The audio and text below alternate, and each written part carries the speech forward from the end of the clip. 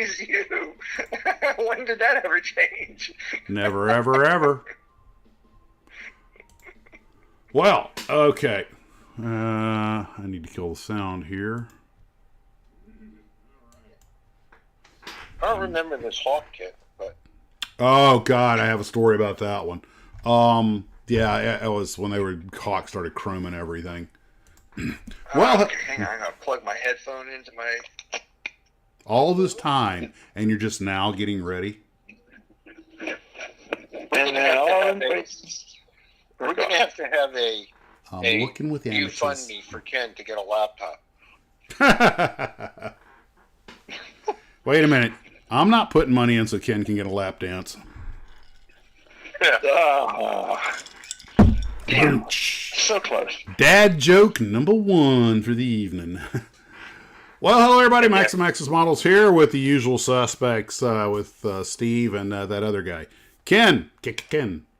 Oh, that's never getting old. Oh, me. Oh, that's right. And you. Hi, guys. Ken's life was ruined after that movie A Fish Named Wanda came out. Yeah. Ken. You know, Ken, between A Fish Named Wanda, where, you know, the guy was listening Ken because the character Ken stuttered. Between that and South Park, they really are picking, and the Ken doll, the world of media and toys has just got a thing against you. Yeah, they didn't do me any favors in the movie either. Yeah, oh man, I haven't seen it, but it made $1 billion, so a lot of people did, and yes, but unfortunately, like everything in life, he didn't get a piece of it. Ooh! Ow! Wow! The daggers are coming out in the first 2 minutes. Before we get rolling, well, we are rolling, but just to kick off, a couple of minor housekeeping chores.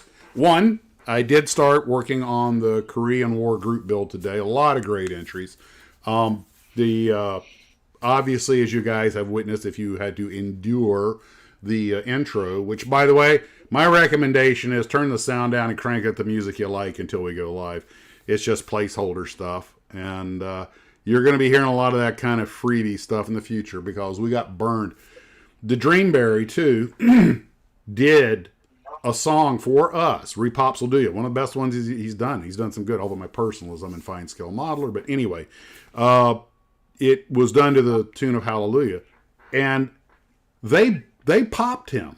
Or me, the channel, for a copyright violation on his own version of the song. And as it's been pointed out, Ken is the only man that keeps Barbie happy. Okay, are you guys getting... Yeah, no, we're getting 5x5. No, Hoppy, everybody else is getting sound. I'm sorry you can't hear me. I'll do this. Okay. What's he doing? He said he's not getting sound, so I was, mouthing it real big, exaggerated. Was this about Metamucil? Hasegawa 132 packs, Gustav's, and Mulicina coming up nicely. Gustav. Oh, okay. So. Yes, Lance, I was Kenny growing up too. Yeah, a karaoke. Apparently, the Dreamberries mentioned that it was a karaoke backing track. Apparently, a lot of the karaoke songs are copyrighted and get the same protections. And the AI is getting more. I'm getting emails almost every day about this video cannot be monetized for stuff that I made years ago, which wouldn't have gotten monetized anyway unless somebody watched it. And by the way, with the exception of a couple of... I guess you call them donations when people, pay some money, say, send this guy $5 and answer this question or whatever. Except for a couple of those, I believe I have netted a grand total of 40 cents. Don't spend that all in one place. Yeah, I tell you what. I'm going to tell you right now. I mean, it takes a while to generate a pipeline because they don't count anything in your past unless somebody goes back and looks at it. And 90% of what I put out there can't be... monetized because of copyright stuff. So I wasn't really counting on anything from the past. So now I have to be more careful about the future. And this is one of the reasons I never monetized for a long time. I knew this would happen. it kind of shifts your attitude when you're. And I don't want to start putting out content that's aimed at trying to make money. I just figured we'd make what ancillary income we could on the side. By the way, they don't cut you a check for any. You got to give them all kinds of information, government forms, the whole night. You got to do your W-9 and all that stuff. And this is why I had avoided doing this. Once you start generating money, they tell you point blank. No, it's a company called AdSense that handles that, and they will not give you a penny until you hit at least a $100 threshold. Oh, well, here. Okay, Rob, thank you. You're the first super chat. They're throwing money at you, Max. Take my money. Somebody, yeah, Rob, yeah, he's throwing lots of money at you. He's doing $1 too. Let's see if this was. Let's make it a GoFundMe channel. Well, you know what, Steve? I'll tell you one reason I don't want to do that is because people already send me so much stuff, and it would be, I just would feel uncomfortable asking for money on top of that. This is a labor of love, and I'm glad everybody's having a good time. If you can make a few bucks to help pay for paints and stuff, that's great. Pretty much anything you donate to me, you might as well just send it to Hurricane Hobbies because it's going to be for paints and glues. Hey, Ricky. Just send it straight to Ian. Right. And this is Max's fund for buying him paints because he can't afford them on his own anymore. The Max's Model Fund. Yeah. Well, Celebrating Vintage Model Kits, which by the way is a great channel. And you know what, Ken? Once a month we could do a telethon like Jerry Lewis did. Okay, we're gonna raise $50. All right, we're gonna raise money for this for the special needs modelers. By the way, celebrating Vintage Model Kits. Shoot me an email at maxismodels@yahoo.com because I want to start an email conversation with you. You're doing some great work. I love your videos and everything. And for those, I know probably everybody here has been out there, but Celebrating Vintage Model Kits, he goes over these old vintage kits he's got, and basically I want to make sure I'm in his will. But so anyway. Yeah, he's that kind of guy, but anyway, so but there are a couple of things a couple ideas I'd like to bounce off of you, and I think you're doing great work. In fact, all you guys, Plastic Imagination, all the Trey and over at Trey's Models, and I know some of them don't have that big of an audience yet, but that the work you're doing is great, and we got our little corner of the internet, and I think it's a great place to live. So, thank you, Ricky. Oh, look at that! They are throwing money at you. There you go. You got 2 bottles of paint now. Not a modern. When was the last time you went and bought paint?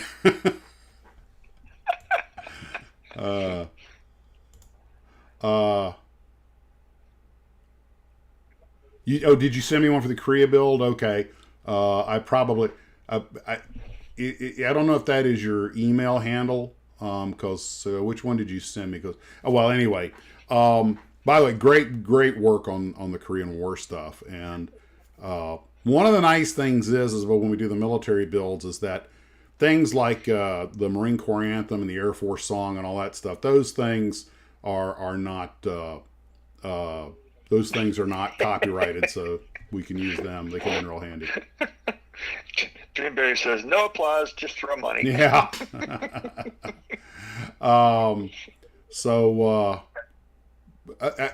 Without giving away his personal business.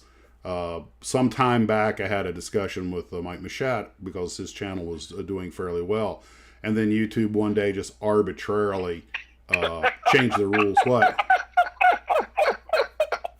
Like an exotic dancer. Rodriguez says, "Well, throwing money at him makes him feel like an exotic dancer." Well, trust me, if you ever see me dance, it will be exotic, but probably not on purpose. And let's just hope somebody's not shoving it down your G-string. But okay. Oh, please! Man, I've got a one-liner for that, but I just don't think the audience deserves to be punished that way with that mental image. Oh, Steve, but really? that you didn't need to do that. Yeah, Steve. Bad, Steve. Bad.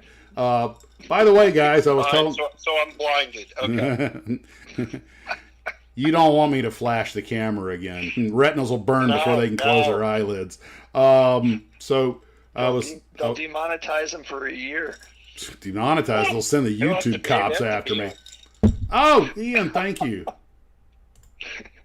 Oh, Ian's short a penny. Keeps it under the tax limit. So thanks, Ian. I appreciate that. So the I need mind bleach. you what? Drinking manager, but hurry, I need mind bleach. Mind bleach.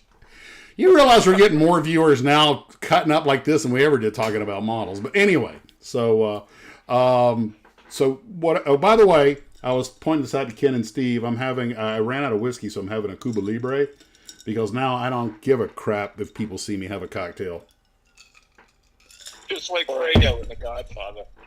Or if he gets a little too much cough syrup and starts waxing about all kinds of interesting subjects. Well, I just invented a new word. When you're drunk and you act like an idiot, but you're retired, you're retarded. Retired. Okay. I'm retired. Robert Rodriguez says, "Dance, modeler, dance." I was, a lot of people have to, in that industry, have to make their money as strippers, but I made my money as a dresser. I'd come out my G-string, people throw money if I put my clothes back on. So, you walked into that one. Stop doing that. Oh. Yeah, Steve, stop encouraging him. So, anyway, what the heck was... I'm just a bad boy. Oh, man, I am so trying not to go there. Bill Paul says, Max in the G-string? Now I'm going to have to go and slaughter a hog to get that image out of my head. This is out of hand quick. Roy's chiming in. How are people donating the money? How do we do it? Yeah, don't forget to click the like button. Yep, like and subscribe. God, man, this went downhill in a hurry. I like record time. The blocks. Yeah, this was great. We're having a great time. Oh, you know what? That's all that matters, that you have a good time. So, by the way, in 10 weeks, we're going to have, 10 or 11 weeks, we're going to have Livestream 200. So, going to have to do something special for that. Oh, wow. Tom Fox says, Max plays strip poker backwards now. Yeah, they were throwing me cards. Here, kid, here's the deck. Just pick what you want. But anyway, Mike was telling me that YouTube just arbitrarily changed their policies on how they paid, and they slashed YouTubers' income by like 2/3. It was ridiculous. And again? No, this is going back some time, but that's Boogie Nights and Max's models. We call them Gluey Nights, but whatever. Yeah, we talk about models. Yeah, we talk about models. Speaking of which, real quick, here's something I want to show you guys. When I was working on the Mustang, well, I still am, but I was like looking at all the instructions, and then I would go out online for reference photos, and all you could find were these restored Mustangs that had, the white room type level of restoration. Everything was better than new. And you'd see all this zinc chromate all over everything, and it was bright green. I was like, I need to find a picture of one during the war, because first off, every one of them was different. Some had, the framing was bare aluminum, some it was zinc chromate. Like, this is supposed to be a Korean War airplane. What did the airplanes look like in military service? You could not find a color photo of a Mustang with the cowling off from World War II of Korea. But I did find a documentary that showed during World War II of them swapping out engines. And and Tamiya got it right. As you will notice in these pictures, the framing is aluminum. In fact, the only thing that's chromated or has any preventative on it is the engine mount. And the engine mount is not that bright green that they tell you to make. It's almost a brown. It's that early chromate, and but so if you're doing a Mustang or a World War II airplane with the cowling off, don't use pictures of new restored aircraft because these ink, chromate, and paint everything. You're much better off to try and find some old color photos, and you can see that the framing is normally just bare aluminum. It also shows you the color of other things, like on the front of the engine, that horseshoe over the top is the coolant tank, the coolant reservoir, and it's just aluminum colored. And whereas some of the new airplanes are bright yellow, I don't know why. There's a better look at it, but that was that. I was very happy to find these pictures, and fortunately, I pretty much painted everything right. But what are you laughing at? And every time Ken giggles, I'm like, "What's going on?" Robert Rodriguez says, "There I was working at Chippendales." I thought that was a burger joint. I wouldn't have walked. I thought it was a sports bar. I wouldn't have walked in there, if I had known. You know what I'm thinking of as this is unfolding? I'm thinking of the Saturday Night Live video where Chris Farley was competing with Patrick Swayze. Yes, Patrick Swayze for the Chippendales dancer spot. Yeah, the most unrealistic skit they ever did.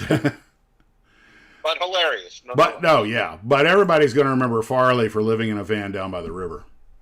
Yes. So anyway, it is really tricky. I've actually gone to museums to get okay, what is it supposed to look like? And even the museums often have them painted wrong. I mean, they're doing what they can with what they got, but a lot of records on this stuff, you're trying to snapshot, a moment in time where, and you ask an old mechanic who worked on him, he doesn't remember. He was too busy, trying to get 5 airplanes back in the air to remember what color, this valve was or whatever. And so clearly the only way I'm going to make my models more accurate is to invent a time machine so I can go back and photograph these things, Well, we've discussed this before, that museums aren't always the best place to go if you want to get the accurate color, because a lot of times they over restore them. Oh, absolutely. Well, I understand that too, because you got to remember, and this is what we tend to forget, we venerate these things because of their place in history and everything, but in reality, they were military hardware made to go up, be maintained by somebody just well enough to keep them operational, and then melted down when the war was over. Nobody was thinking 50 years from now, model builders need this so they can make their models more accurate. And can you imagine going back to 1944 and telling some staff sergeant who's wrenching on a Mustang that, believe it or not, but 70 years from now, people are going to try and make a model of what you're doing right here, right now, and they want to get all the colors correct. I mean, he would they put you. They definitely come after you with the straight jackets. I mean, that's the premise of Operation Petticoat. When they painted the submarine pink, because they had gray and white, they had white and red primer. They mixed it together, and they didn't get a chance to paint the gray over it. Yeah, the gray. Yeah, that's right. So that's what they had. They did what they had. But so anyway, I would have painted it red and white stripes. That would have been a whole lot more interesting. Would have made a much better target. Yeah, I was going to say, Ken, that make it a whole lot easier to train a bomb sight on you. I love that movie. It was just there are my 2 favorite lines from that movie are, one, when the girl bumps into him, he fires a torpedo, it goes, lands, blows up the truck, and he goes, "We sunk a truck." Yeah. The other one I love is when the one nurse comes on the ship and stands up straight, and the guys are all looking at her figure and just goes, "Boys, if you ever want to know what we're fighting for, there it is." That was a funny movie. Well, useless trivia. Tony Curtis had always a lot of people don't know this, but Tony Curtis, before he was a cocaine snorting movie star, which he admitted he was, he had been a submariner or submariner in World War II. And he said when he got to Hollywood, he goes, "I'd always want to do a movie with Cary Grant, and I'd always want to do a movie about a submarine." And he was thrilled to get to do that movie. Four Seaman Hornsby. Well, I love it when the truck where they stole the pig and they get it past the SPs and then they drive because they put a mask over the pig so you just see its eyes and drive off and the NB no God, no wonder they call those things pig boats. And that movie was a Tigerfish, I think was the name of it, but yeah, that was a cute film. That was a funny movie. Yeah, oh yeah, I really enjoyed it. And Cary Grant wound up marrying the one with the big. Yeah, we know. Later in the movie. Yeah, she wanted in the character wound up marrying her, but well, why not? That's what they were fighting for. But He won. Also Tony Curtis's character. It was actually Tony Curtis's character that had the character arc. You know, he went away from being this self-serving staff officer in tailored uniforms who just wanted to get through the war as quick as he could to be actually being a dedicated submariner. And they made a short-lived TV show off of that movie, which I thought was a terrible idea, and it was a lame comedy. But that's how influential it was, because Hollywood long ago ran out of ideas. But anyway, so tonight I thought what we would talk about, now that we spent the first 19 minutes getting through the monologue, these self-flagellating humor, etc., etc., etc., the models that made us. You guys remember that TV show, The Toys That Made Us? I thought I was inspired by that because I was looking at like this B-24 behind me, which was one I had as a kid. And I was thinking about models that I built multiple times. And let's just go back. Here we go. Let me just scroll through these real quick and go back.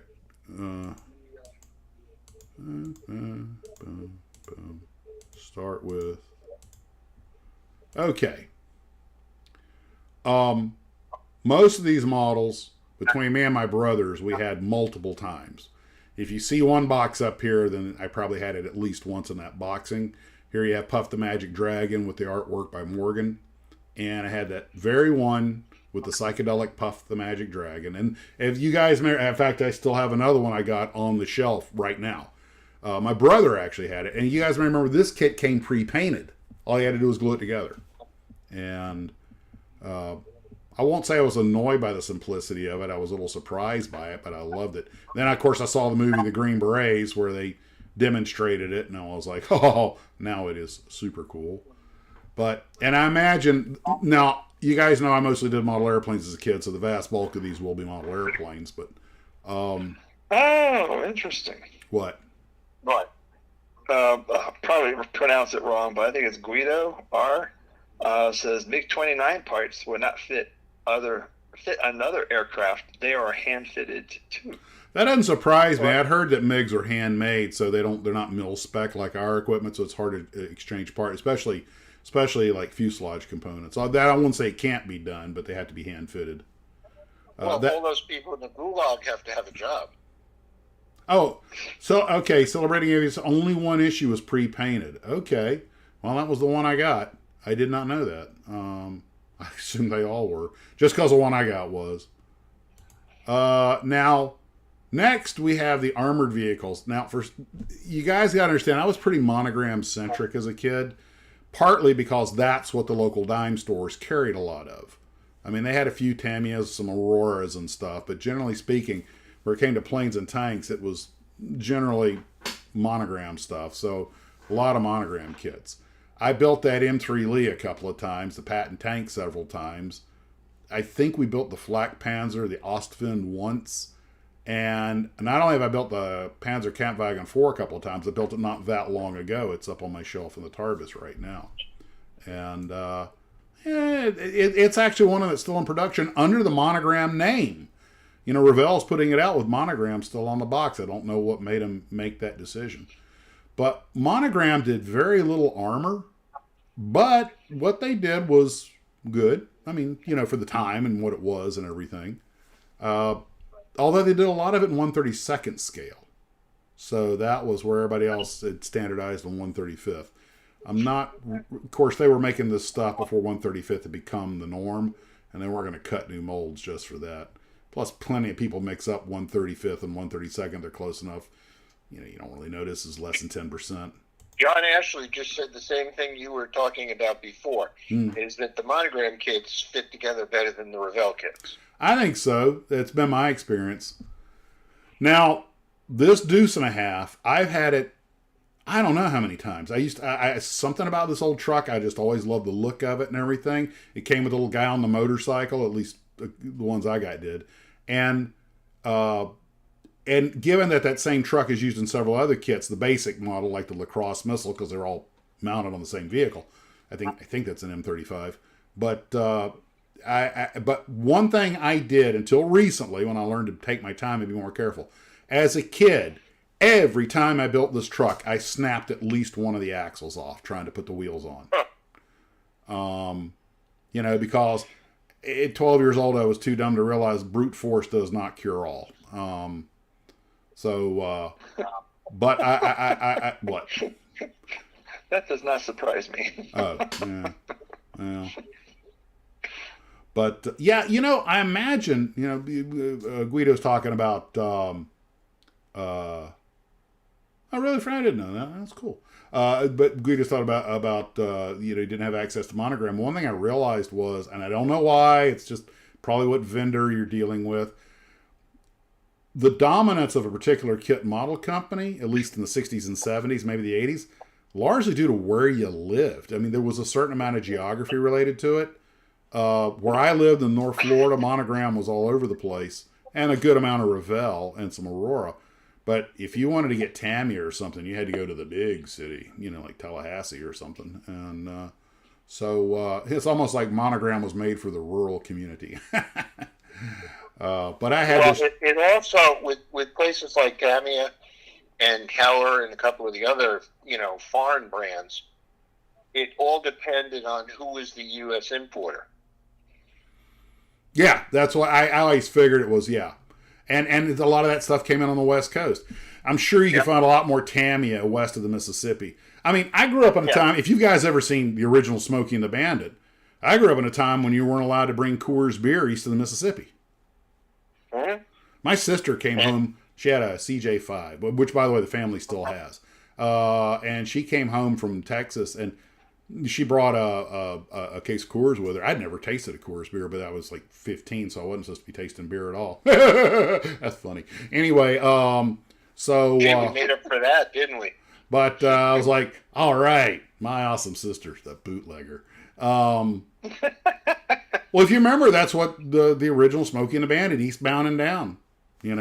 Loaded up and trucking. I remember seeing that movie in the theater. Oh, boy, don't you know bringing Coors beer east of the Mississippi is bootlegging? And I was like, I like it already. And pirates. During the trucker craze, the 55-mile-an-hour speed limit, basically truckers have become folk heroes. They were the new, pirates, pirates of the highway. And that's why movies like the Gumball Rally and all those others got so popular because of that speed limit had everybody ticked off. They even did a song about it. That guy can't drive 55. I had a bunch of them, Convoy, and the Convoy was so popular that they made a movie based on it. They actually rewrote a bunch of new lyrics for it with Chris Christopherson. And anyway, Convoy. In fact, Dreamberry did a song to the tune of Convoy for me, which I'd play, except we'd probably get popped for it. AI swine. Now, I won't spend a lot of time on these because you guys have heard me talk about them ad nauseum, but Aurora did their General Aviation series. Now, what's interesting about these... okay, Ken, what you laughing at? 10-4 rubber duck. 10-4. Got to hammer down. My favorite was, what the heck is a chartreuse microbus? And I was like, seriously, a purple microbus? Suicide Jockey, he's hauling dynamite. Oh God, I my brother and I listened to that song. We were singing in our sleep. It was a dark of the moon on the 6th of June in a Kenworth hauling logs. Cab over Pete with a reefer on and a Jimmy hauling hogs. I had to go look up Shaky Town, that's San Francisco, because of the earthquakes. Anyway, enough of that. So these are the 4 Aurora kits I actually cut molds for. I had them all. I had the Cherokee. And what torqued me off, I kept buying the Aztec, right? And I don't know if I was getting Friday afternoon models or what. I bought that Aztec 2 or 3 times, and every time I did, it had the clear parts from the Cherokee. So I had a collection of window. So I had this is when Aurora was in decline. This is like 72. Aurora quality control at its best. Well, I would have been about 10, 11 years old. So this has been 71, 72 when they were about to go Avita bye-bye. And, I mean, I was going to get one. And I almost bought one for like $80 on eBay. And I saw the first thing I looked for is you got the correct glass. And I always chickened out, always weenied out. I did get the Cherokee for $45, and that is the only model I've ever gotten in Fine Scale Modeler magazine, and I painted it just like the one you see there. You got any idea what a pain in the keister is to paint a 1/72 scale Cherokee with all that? I mean, I use decal for the trim line, and it's got you can't really tell in that photo, but it's got a gold and black trim line on the wingtip and on the over the middle of the wing going right over the gas cap and on the wheel spats, and I got it on all of them. And I got an N number out of an airline kit, and by golly, I mean, it took me weeks to make that. And that was in the old Tarbis book. I almost fainted when I saw it in Fine Scale Modeler, which the Dreamberry did the song about that one also. And but I was thrilled, and I still have that model on display on top of the box it came in. And that was the October issue from about 4 years ago. I got it around here somewhere. Anyway. These are the 4 that Aurora actually cut the molds for. The Cessna 310, the Air Commander, and the Beech 18 were old Comet molds, which I don't have any. Well, actually, the Aztec didn't have wheels either. And so was the Apache. So, but I never had those as a kid. My brother had the Beech 18, but it was missing an engine nacelle. So he just melted it, like burned it with a match so it looked like the engine burned and fell off, which, by the way, actually is a thing on those planes. I know a DC-3, the engine caught fire. And the freight hauler, and they tried to put it out, and it literally burned the mounts, and the engine fell off, and they landed the airplane with a firewall on, just a burned firewall on one side. It was in Marianna, Florida, and it made the local paper about 20 years, 30 years ago. That was Haynes Air Charters.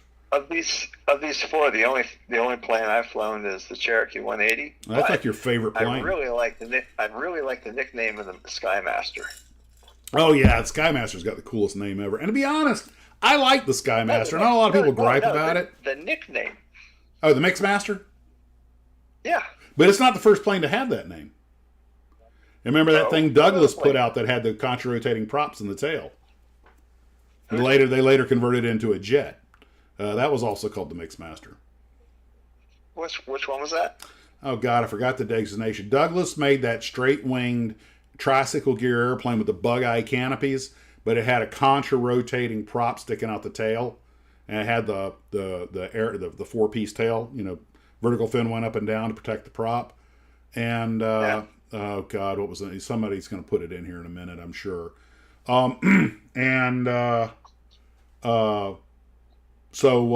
it was such a promising design that they converted it to a jet. XB-42. Thank you, Scale Model Apprentice. The XB-42. And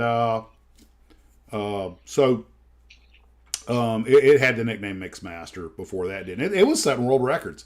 But it had potential, but it just got caught up by the march of technology. It'd come out 5 years sooner, it probably would have been fielded as a medium to light bomber because it was so bloody fast. The Jet Commander was actually at a higher price point, though, because it was a bigger model, and I built it, and it didn't have any interior, except maybe the cockpit. They also did a Learjet 25 and a Cessna 172, but they were botched so badly by the mold maker that they aborted the project on them. And the reason, I know I've told you guys this super quick, the reason they have photos of the airplanes and not artwork is because when they finally got approved and got in production, it happened so fast they didn't have time to contract an artist. And that caused the big flap with the Cherokee 180. It's got 3 windows, but the kit only has 2.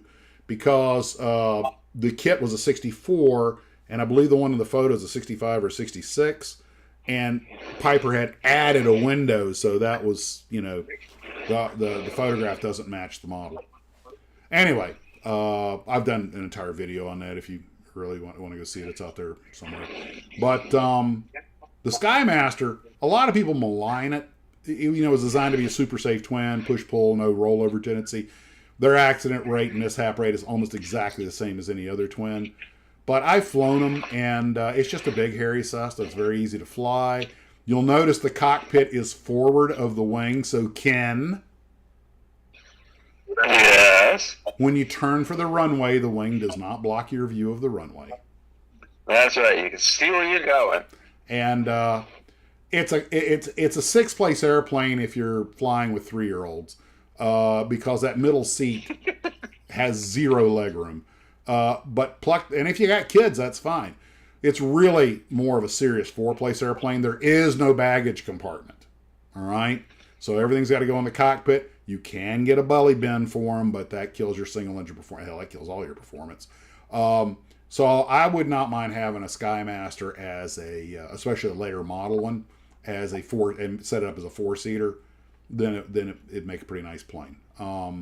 They also made a pressurized version of that too. Yeah, but that one got pretty heavy. Although Riley conversions will make a 300-mile-an-hour airplane out of it, but the conversion will cost more than the airplane.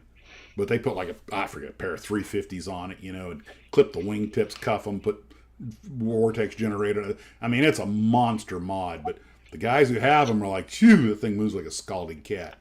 And yes, you do lose some propeller efficiency, and there are cooling issues with the rear engine. All that's got to be addressed. Aztec's a docile beast. I've flown them. My dad had one. But the Skymaster will go as fast as the Aztec on smaller engines. So it's a cleaner airplane. If you want to push it. But that Aztec's got a pair of 250s, so it doesn't, and a fat wing. So it'll get out of a tennis court. You can squeeze the door shut. It'll fly. And it's a true 6-place with cargo, and they do have a cargo bin up front. So it's much more of a hauler, but you pay for that in bigger engines and fuel consumption. So, What was the one that had the twin 150s? Oh, the early Apaches. The early Apaches. Oh, the Apaches. They're all PA. My instructor told me that those things have just enough power to get out to get to the accident site. Barely. The joke about the 150 horsepower Apache was, if you cough an engine, the other one just barely has enough power to get you to the crash site. Anyway, but and that Cherokee 180 that Ken loves really is a very nice balanced airplane. It's one of the best Pipers in my opinion. I love flying that thing. That was so much fun. The Jet Commander, as corporate, it was one of the first corporate jets. It was back in the 60s when there were about 5 or 6. It was Lear. Citation hadn't come out yet. It was Lear, Jet Commander. I think one of the early files. There were a hand of the Hansa Jet, a few others. But you notice it has booted wings, straight booted wings.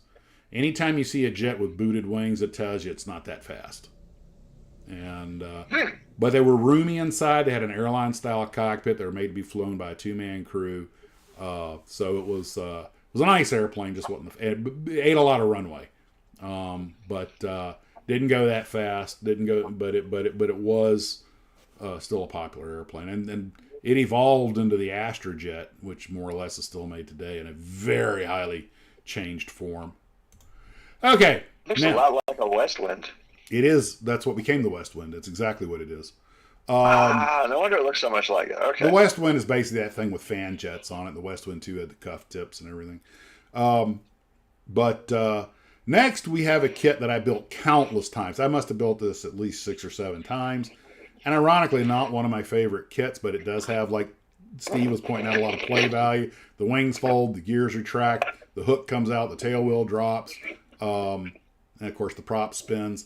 And that is the old trusty dusty Monogram Avenger. And for its time, it was a fine kit. By today's standards, it doesn't hold up that well.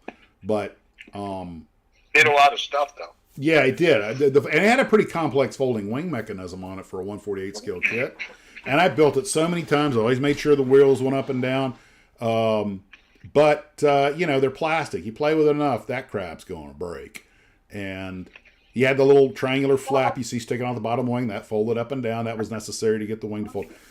By the way, one of the things about the Avenger, given its size, is unlike the Wildcat, the wings on that, I believe, folded hydraulically like they did with the Devastator.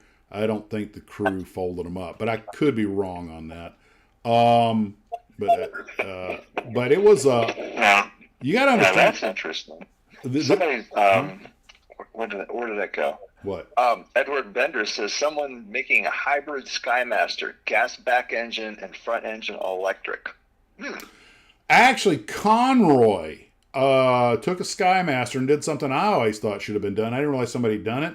He pulled off the front engine and put a cargo bin and put a turbine in back. And he made a single engine turboprop out of it. And it never caught on, but apparently was a great performer. Yeah, the Skymaster is an airframe that has a lot of potential. In fact, that flying car Steve and I were talking about that killed the designer was built using a Pinto and a Skymaster. It just dawned on me, you guys may have no idea what I'm talking about. No, I don't think they saw it. Okay, real quick. And if you ever saw the movie Man with a Golden Gun, they used it for that. Except that one had a jet engine. With the jet engine Yeah. and the wings. I think that guy helped. I think it was the same guy who helped him build that. But anyway, although Yeah. it was an Yeah, they RC, did, but it was an RC that was flying. That one didn't act. I don't think the car actually flew. But this guy put a Pinto, and he picked the Pinto because of the lightweight and they were cheap. But he basically cut off the cockpit section, landing gear, and engine of a Skymaster and bolted it to 4 bolts to a Pinto. And it's a miracle the test pilot survived the first flight. He had the good sense once that thing started coming unhinged on him, and I mean that literally unhinged. He just put it straight down into the nearest field he could find. And then the owners decided to fly it after they repaired it. And they were using sheet metal screws. They put a bigger motor. They put that big engine in it and everything, and all the vibration. But they were using like sheet metal screws. I mean, there's a reason airplane parts cost what they cost. They're made out of extremely high grade material, and they tend to be handmade. They went to Home Depot for screws and bolts. Man, I don't like to speak ill of the dead, but those guys were just begging for it. And one of the guys was an engineer, so I mean, he should have known better. Different kinds of engineers. But anyway, so now the thing you were talking about, somebody made a kit model of the Gwen Aero car. I actually covered that in a video, but I don't think anybody made a model. And you could kit bash one if you could find the right scales, a Pinto and a Skymaster. But why would you want to? That's like making a model of the Christmas Bullet, the only airplane to kill everyone who ever flew it. And if you're not familiar with an airplane called the Christmas Bullet, we're done here. Go Google it. They built 2 of them. Each of them killed the test pilot of them pretty shortly after takeoff. God, and that criminal died with money in his pockets. So, anyway, back to the Avenger. Actually, a very popular kit. And I built it many times. B-24, which I have here behind me, which is on my do not build list. This is one of my protected kits. I asked for that very kit for Christmas. I asked for that, a Mosquito, and I forget what the other airplane was. Might have been the Black Widow, but my parents got them. My dad got them all for me. Oh, I just thought that was the coolest artwork. That's a Linwood artwork. And that is a pure case of the artwork selling the model, because the airplane itself, kind of an ungainly looking beast.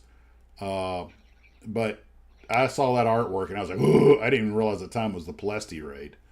And I always liked how the Palm Bays looked like just, corrugated garage doors. Well, that's basically what they were. They unlike the B-17 where the doors open, they were slatted like a garage door because they went up rollers. Now, I was told, I don't know how true this is, but an old veteran told me that they were having trouble with B-24s exploding. And it turned out what was happening was the fuel vapors were building up in the fuselage in the bomb bay. And under the right conditions, you got an electrical spark or something when those doors open, it could cause an explosion. So what they learned to do was to crack those. And you could do that because the way they rolled up, you could crack them about 4 inches without any aerodynamic penalty. And that vented all the fumes out, and the problem went away. Yeah, and the problem went away. But another kit that was sold by Linwood Artwork. Yeah, absolutely. And you see the cram the box. One wingtip's completely out of the picture because, like Linwood said, nobody wants to see wingtips. Now this one is actually a Revell kit.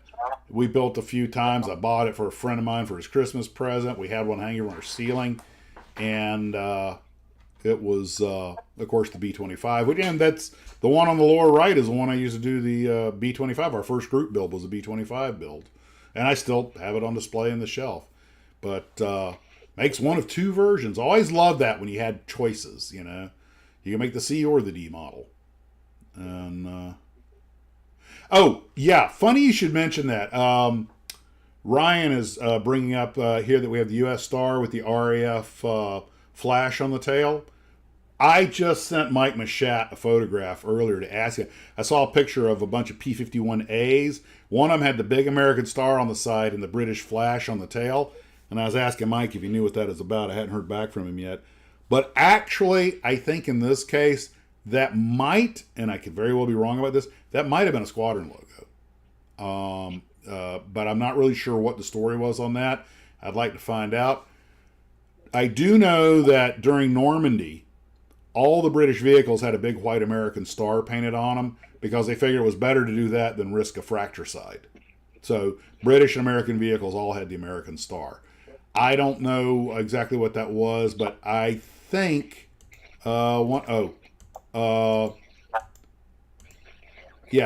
I think some of the B-25, the lower right B-25, the one in the Desert Scheme, has that same flash on the tail. And that may indicate what Air Force it was in or something like that. And I don't think they're exactly the same as the British one because the white stripe in the middle is very small.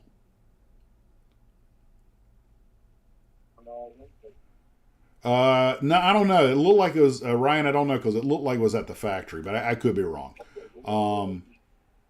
That's what I'm talking about, the B-25. And I think that had something to do with, was it 17th Air Force or something like, gosh, I can't keep them straight. If it wasn't the 8th Air Force, I lose track.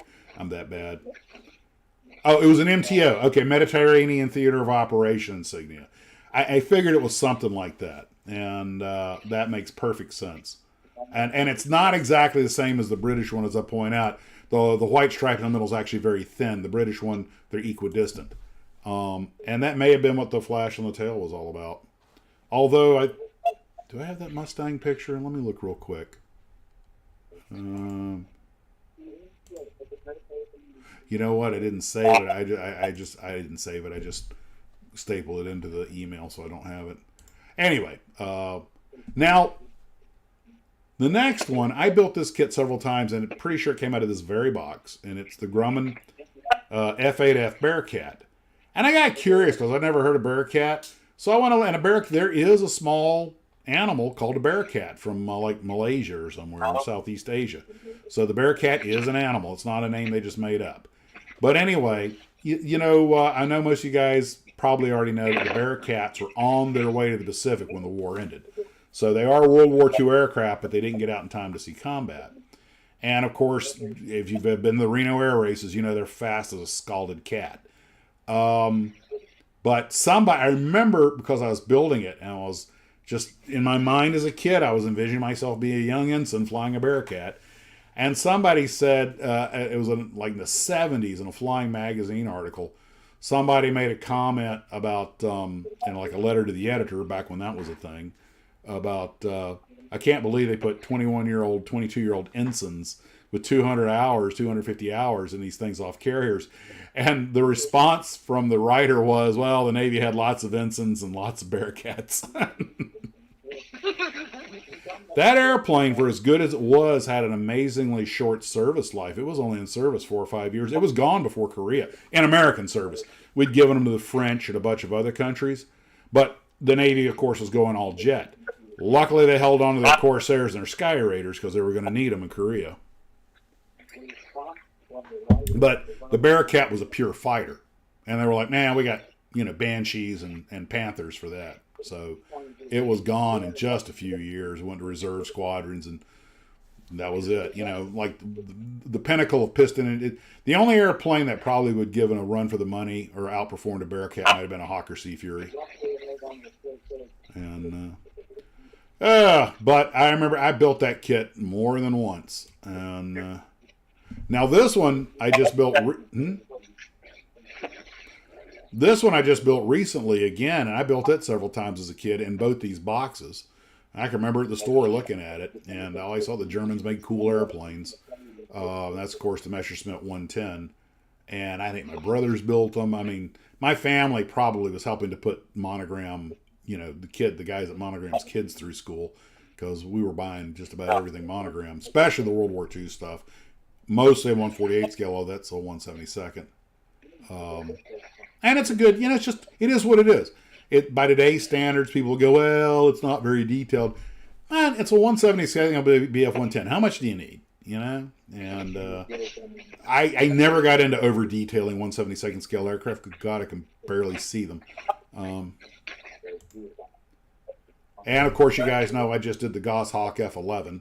I kept calling it the F2C. It's the F11C. But we built all three of these. So how many of those 172nd kits from your childhood that you never really detailed ended up dying by firecracker? Well, the Pentagon can neither confirm nor deny. A bunch of them were lost in when my brother and I in the fire. You ask my brother about the fire, he'll know exactly what you're talking about. He and I were in a room that caught fire, and we got out with our lives, but our model collection did not. And we counted at one point 72 models on our shelf, and we came back, they were all puddles of goo. And it looked like a painting by Salvador Dali with the melting clocks. And he used extruded plastic. You sort of make out what it had been at one point. And it was heart-wrenching up until my shelf collapsed at Crush the Felixstowe, which... History repeated itself. PTSD, post-traumatic styrene disorder.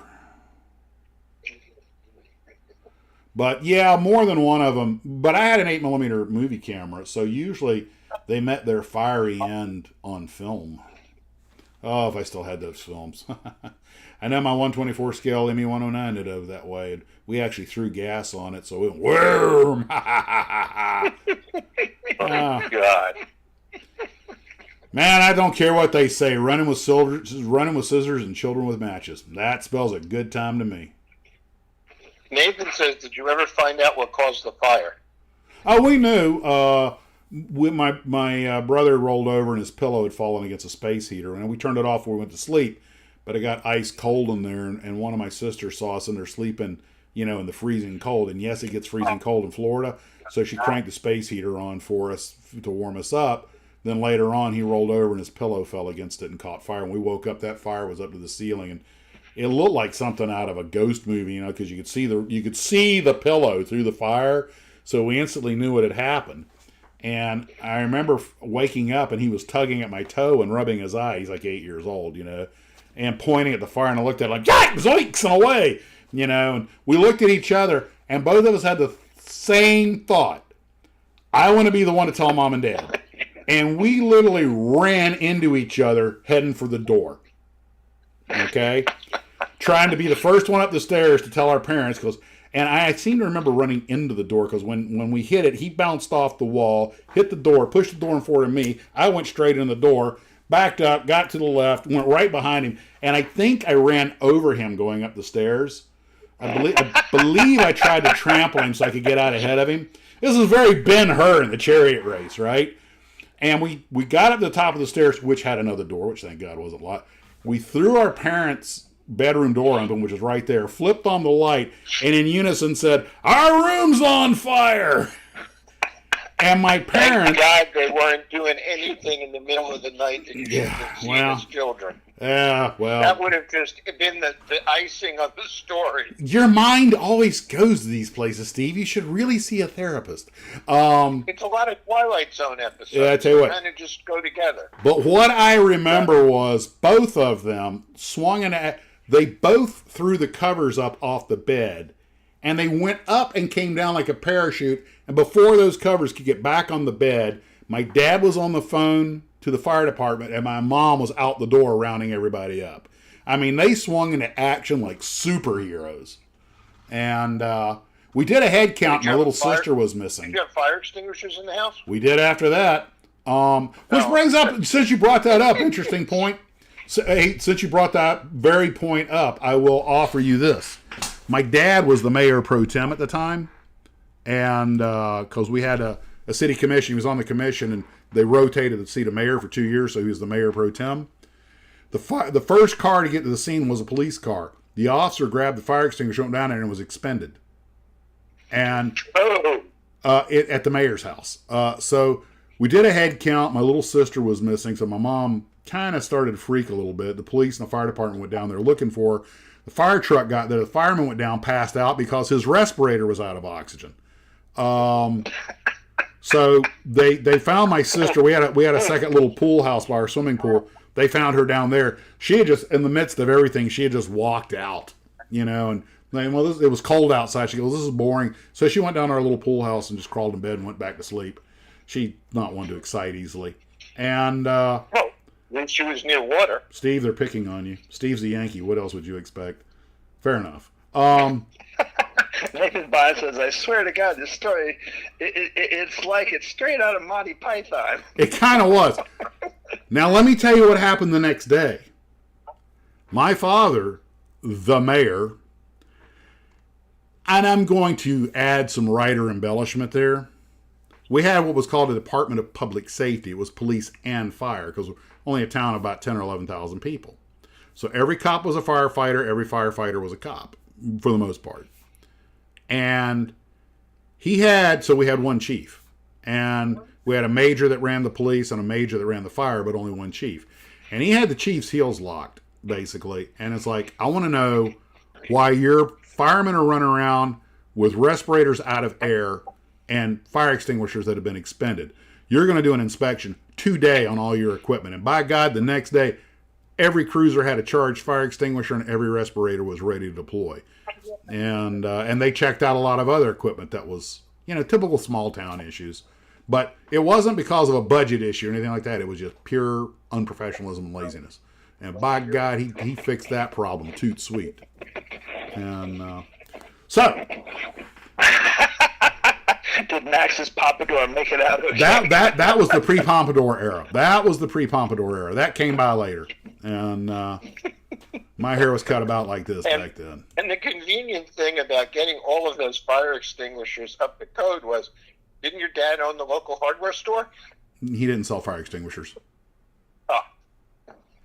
Okay. Just an opportunity. No. They got that. They actually could recharge them. And it was the fire department. They had the ability to recharge them. Steve Mercer says, "Max, do you have a fire extinguisher?" I do. In fact, I have 2 here in this house and 1 in the Tarbus. Absolutely do. And they are charged. But Craig Swain says, "So, what did we learn from this tangent?" Have a fire extinguisher. There you go. So, anywho, I built all of these models, and I think somewhere around here I actually have a picture of a couple of them. And you guys know I just built the Goshawk F11 the other day. And I have to admit, I usually freak on biplanes because I think about the rigging, but since I didn't bother to rig those, I was like, they're pretty solid little kits. I really enjoyed them. The paint scheme is what's tricky on that freaking P6E Hawk. I mean, you got it because they don't have a decal for it. And you look close, and that's a very complicated paint scheme, getting all the white, and you got to paint it white, and then you got to tape everything on, try to draw the talons and trim the tape. It's actually very difficult to do. And if you can do a good job of, you a better man than I can get in. This one actually caused a bit of a brouhaha with Mama. The Convair C-131, which, by the way, I didn't even notice at the time. That Convair is surrounded by MiGs. Somebody got off course. Yeah. And that's probably based on one of those real incidents because, we did have cargo planes out of Japan and ones carrying people that would get, lost or drift, and they shot a few of them down. There's even a TV show, I forget which one it was, about a DC-4 that gets off course and gets intercepted by a de Havilland Vampire in Russian marking, supposed to be a MiG. So they ditch it in lieu of surrendering because they have some scientist on board. I actually saw that on YouTube the other day, and I was like, oh, wow. I remember seeing that when I was like 6 years old. But anyway, this Hawk kit, and by the way, this was not terribly uncommon. I had spent some of my money on like hot dogs, right? And so I didn't have my full dollar allowance. My God, are we going back in time here? I had my $1.04 to buy a $1 kit and 4-cent tax. Don't worry, you're retired. That's going to come back. Well, I bought like a hot dog for 25 cents, not because I was hungry, just because I'm a pig. And I didn't have the full dollar, so I figured, oh, this Convair kit's like 63 cents. All right.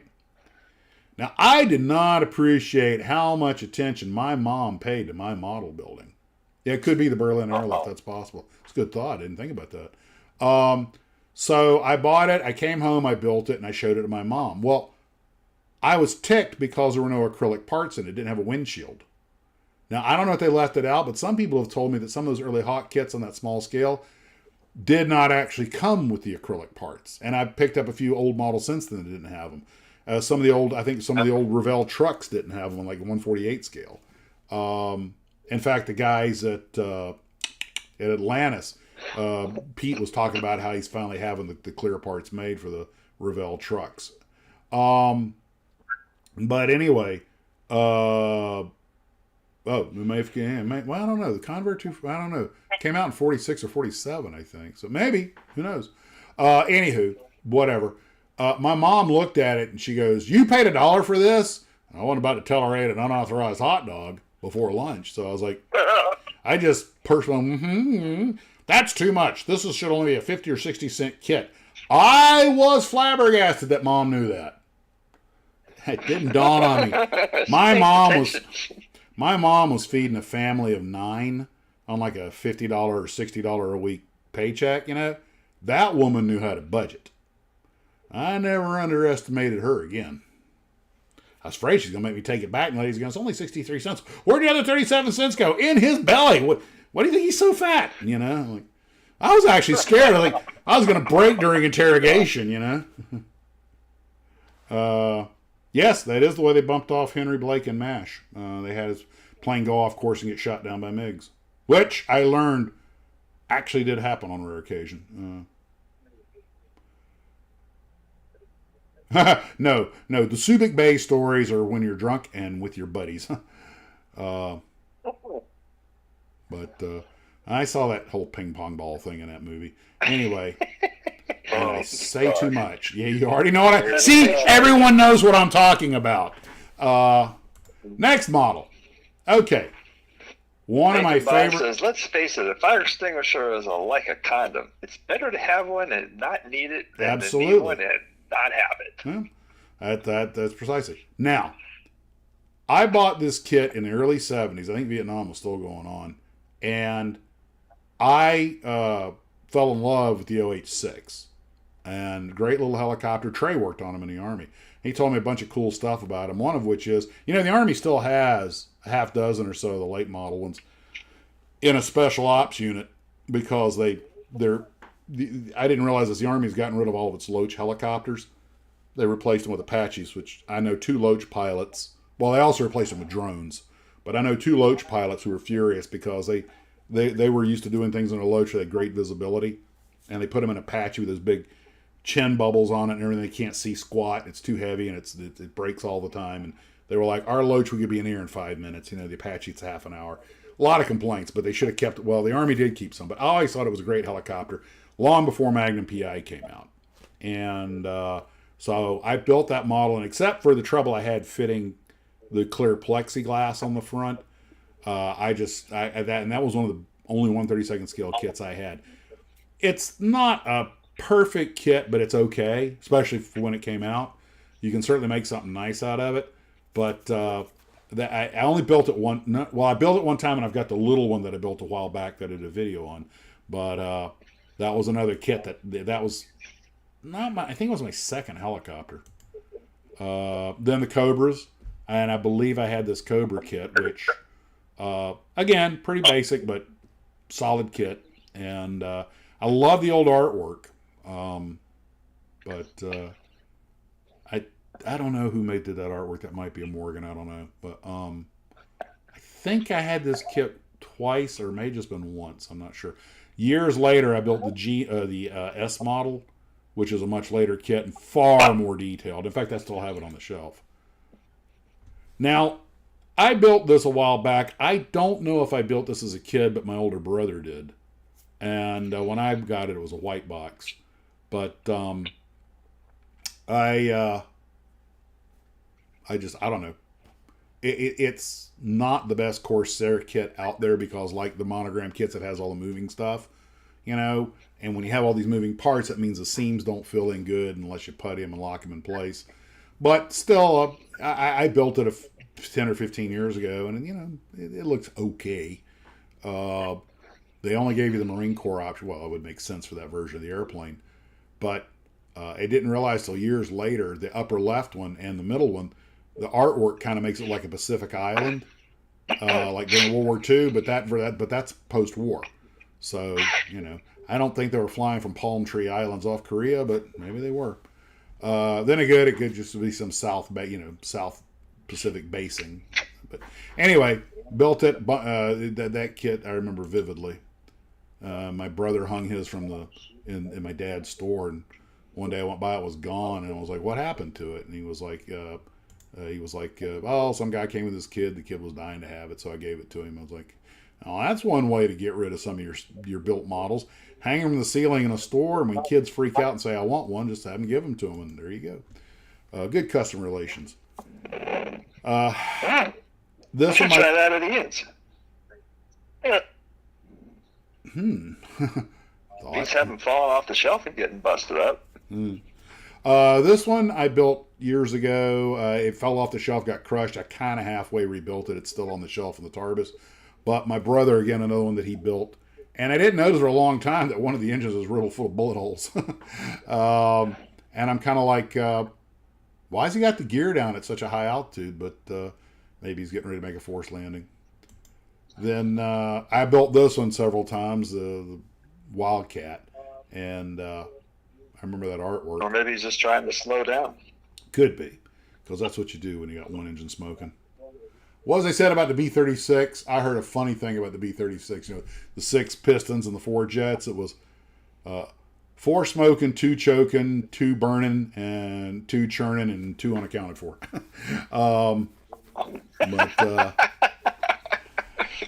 But anyway, I don't know. I probably built this kit 2 or 3 times as a kid, and you know, needless. Jam says Max did that with one of his road builds, Corsair.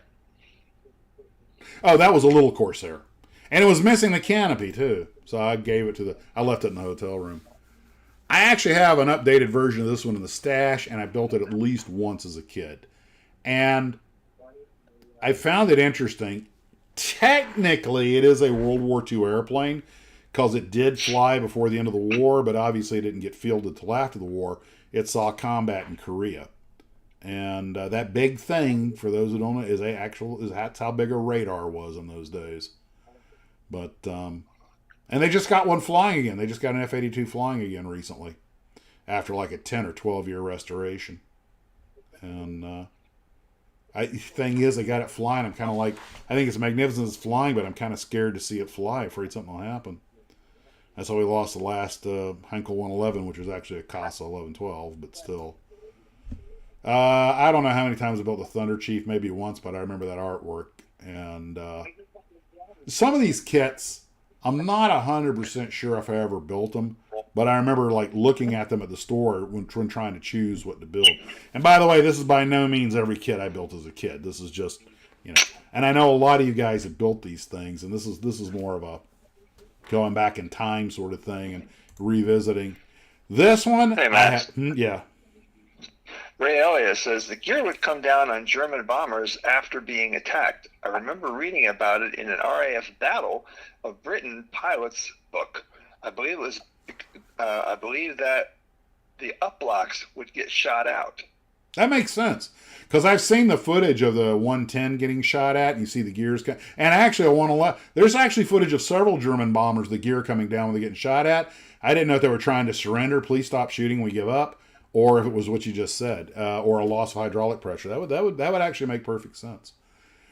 I remember looking at the monogram Focke-Wulf several times, and for some reason I'd always buy the Messerschmitt or Spitfire. I never bought the Focke-Wulf. To my knowledge, although I saw that kit More times than I can count, I don't recall ever actually buying it or building it or having it. I do have a Tamiya 148 scale Focke-Wulf that a Blue Trooper gave me, but never had the monogram kit. That I can remember. I may be wrong on that. That's kind of sad, as long as it takes to build a model and everything, you can remember. But good God, I built hundreds of these things. I think I built the Hellcat. I know I remember seeing it.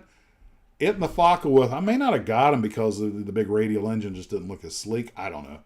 I think I remember building a Hellcat, but I don't remember it was the monogram Hellcat. And as I recall, it might have been Lindbergh, and I made a real freaking glue bomb out of it. The Hellcat is a somewhat uninspired looking airplane. It's also plain and ordinary, but it was a great airplane. Not the sexiest thing around, but it was a Hellcat. That was a good name for it. Now this one, Weren't those fuselages kind of like built around the engine? Because the engines were huge. Okay. Actually, they weren't as big as you think. The engine's just in that round area on top. When they designed the Hellcat, old Leroy Grumman used the KISS theory. Keep it simple, stupid, or keep it sweet and simple. And he said, look, this airplane's going to operate on an aircraft carrier. I want it to be easy to build, easy to maintain. And it was. Okay. The reason it has that triangular shape is aerodynamic, but you'll notice underneath the engine you have the three big scoops. All right. And you see the wing mounts on the bottom of the fuselage. That's so you can have a nice big carry-through spar with everything else sitting on top of it, which is a nice, solid way to build a rugged airplane. Okay? But you put those three scoops underneath the engine like that, and that gives it a big frontal area, which creates drag. Those are the oil coolers and the intakes. All right? The Corsair was faster than the Hellcat because it put those scoops that you see under the chin of the Hellcat, it put those in the leading edges of the wings, which cleaned up the airframe substantially. You look at a Corsair and a Hellcat, a Corsair has a much smaller frontal area. They also had the wing. The reason the Corsair has that gull wing, partly for the size of the prop to shorten the gear, but also they wanted the wing to leave the fuselage at exactly a 90-degree angle because that mitigates drag. So those aerodynamic, because they had the same engine. So that's the aerodynamic reasons that the Corsair was faster than the Hellcat. Not sure which one turned better, but the Hellcat, unlike the Corsair, though, was considered very easy to fly. The Corsair was considered rather tricky, and so that straight wing. And look, creating vintage model kits says Hellcats only had flush rivets where it mattered, namely wings. That makes sense. Yeah, that would make sense. I'm not gonna, because Grumman wanted to keep it affordable, easy for the Navy to buy a bunch of them, easier to build. Flush riveting is very time consuming, very difficult. Any place you can buck regular rivets, you go a lot faster. So that makes perfect sense. Now this one, I built several Hurricanes, and I've built this one several times, and I actually have one of them still under glass in the Tarbus. And I always love that artwork, and with the 20 millimeter cannons and that big scoop for the sand filter. Even though it slowed the airplane down, I always thought that was just to give it that mean look. And but again, another straightforward monogram kit. This one I may have built more than any other monogram kit. I don't know. I built that Jeep in 37 millimeter gun. I probably bought one every year.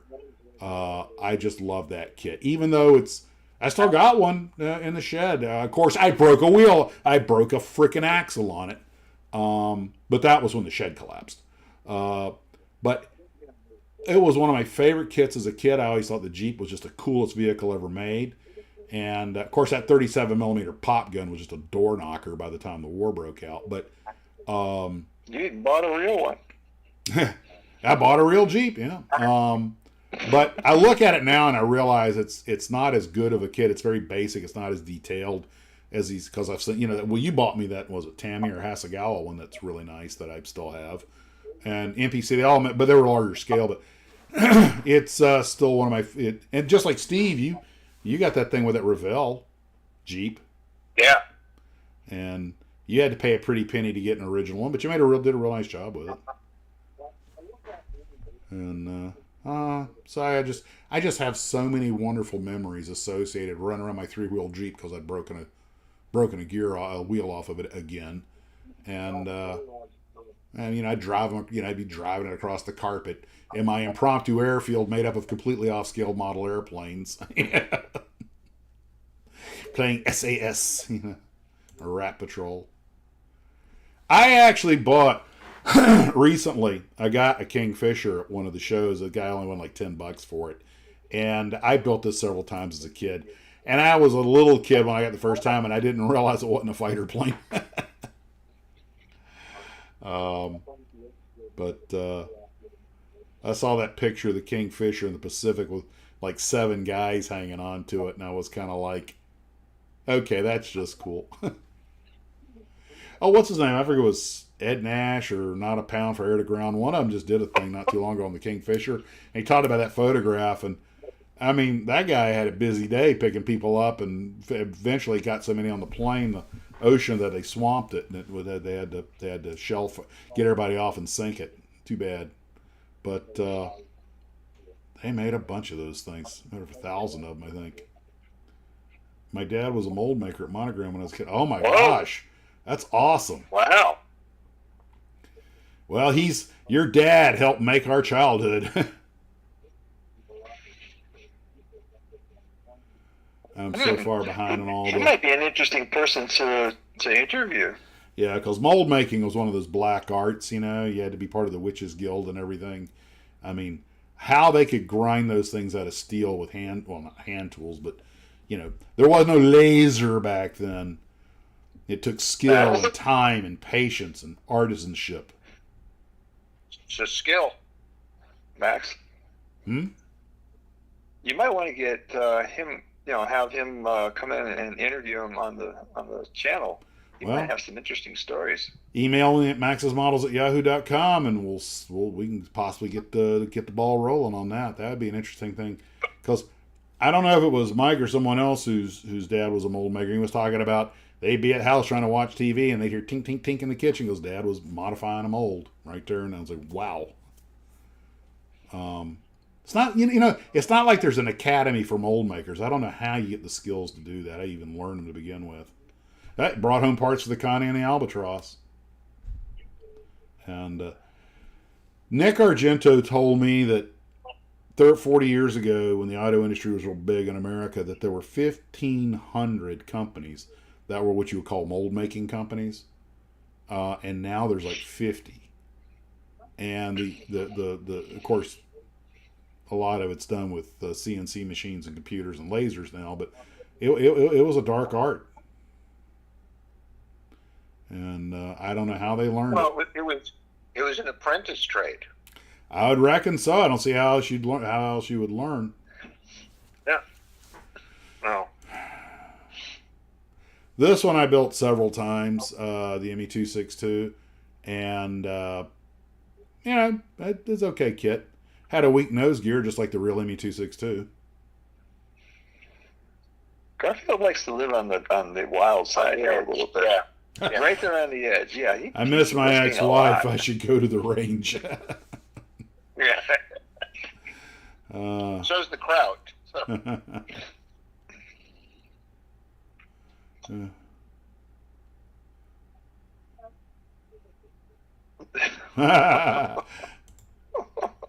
Now this one, I don't know why. Probably because everywhere I went, they had one for sale. I built this ME109 possibly more than any other model, including the one I have on the shelf now. I'm going to guess I built it at least 4, maybe 6 times. And I don't know, just a sleek looking airplane, and the nice thing was the fuselage was just the right size for a firecracker. Sounds right. That's why you built 6 of them. We needed a squadron. I don't remember the ME262 that well. It was, I may have only built it once. I want to say twice, but I just remember I remember that box art. But And, when Max burned up an airplane, he was doing it for posterity. He was videoing it. yeah, well, back then, Kim, we used film, Super 8 millimeter film. Everybody is commenting that this is a Monogram tribute channel now. Well, like I say, it was mostly Monogram at the time. I did some Revell and some Aurora, and I don't know how old I was before I got my brother coming back from Japan was the first time I got a Japanese kit that I can remember. And I do remember building this Missouri, and I remember the photo. I would have been about 15 or 16, and it was by that time I could afford a little paint, so I actually painted the hull, the waterline, and everything. And actually, somewhere I have some old 8mm footage of it, but it actually came out okay. That is the first kit that Revell ever manufactured and sold. Yeah, the Iowa class, yeah. Well, not counting the stuff from Gallon and Galland. You mean cut their own mold and everything? but the Missouri specifically. Mm-hmm. And now this one, I had it. My brother had it. We still have his original one on the shelf in here, and I always loved the Mossy. I just thought it was a sweet airplane. It looked cool. I went and saw Mosquito Squadron and 633 Squadron. If there were mosquitoes in it, you got my dollar. And I was like 8, 9 years old. I didn't realize all the problems with the movies. I just saw mosquitoes, man. It was either Cliff Robertson, shooting up Nazi bunkers and making mountains collapse, or it was David McCallum, reusing the same footage, I would imagine. And I didn't even realize that half of them were glass nose models that had been painted over with fake guns put on them. And their big dogfight with Messerschmitt 108s. And they blew up a lot of models in that movie. But man, they got this 8-year-old to go put his money on the table. And I'd watch it when it came on TV. They both had pretty cool theme songs and everything, especially 633 Squadron. And it helped that Cliff Robertson was a pilot in real life. So, and that where they attacked the SS headquarters, that was loosely based on a real attack. The Mossies went in and dropped bombs on Gestapo headquarters. I thought that actually appeared in a movie recently. I forget what it was. My wife and I just watched it, where they're doing that mission and one of them gets shot down. And, it was a true story about a mosquito that crashed into a school when it was shot down, and it was a foreign made movie, but it was way better than I expected. And somebody wants to know why they named it the Mosquito. I would assume because it was fast and light. But how does any airplane get its name? But and the Plywood Wonder, the Wooden Wonder, they ordered like 600 of those things off the drawing board, and the fact that it didn't use metal, it was made out of wood, made it indispensable because aluminum and steel were strategic materials. And I've got an idea. Let's take our two most powerful Merlin engines, put a high-speed wing and a narrow, tight fuselage on it. See how fast it'll go. And you know what? It worked. Oh, my God. Please tell me you're not talking about Elsa, She-Wolf of the SS. Yeah, the crowd. I know that reference. I was probably 14 when I snuck in the theater to see that movie. You might say it left an impression. Yeah. Yeah, we're going to the dark place again. Naming a term, I would have jinxed it. Now you've got an earworm, Keenan. Now, I told you I would tell you. I would tell you. You see where it says completely chrome plated. I had this kit. I think it was a gift because I certainly don't remember buying it. And it was one of I don't know where Hawk got the idea. They already made the OV-10. They've been making it for some time, but they said, hey, let's put that aluminum stuff on it. It was the first chrome kit I ever built. And I later got the Skymaster in chrome, which we'll see later.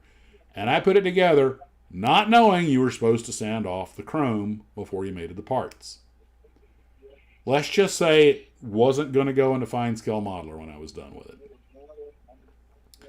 Although I got to admit, it did look kind of cool.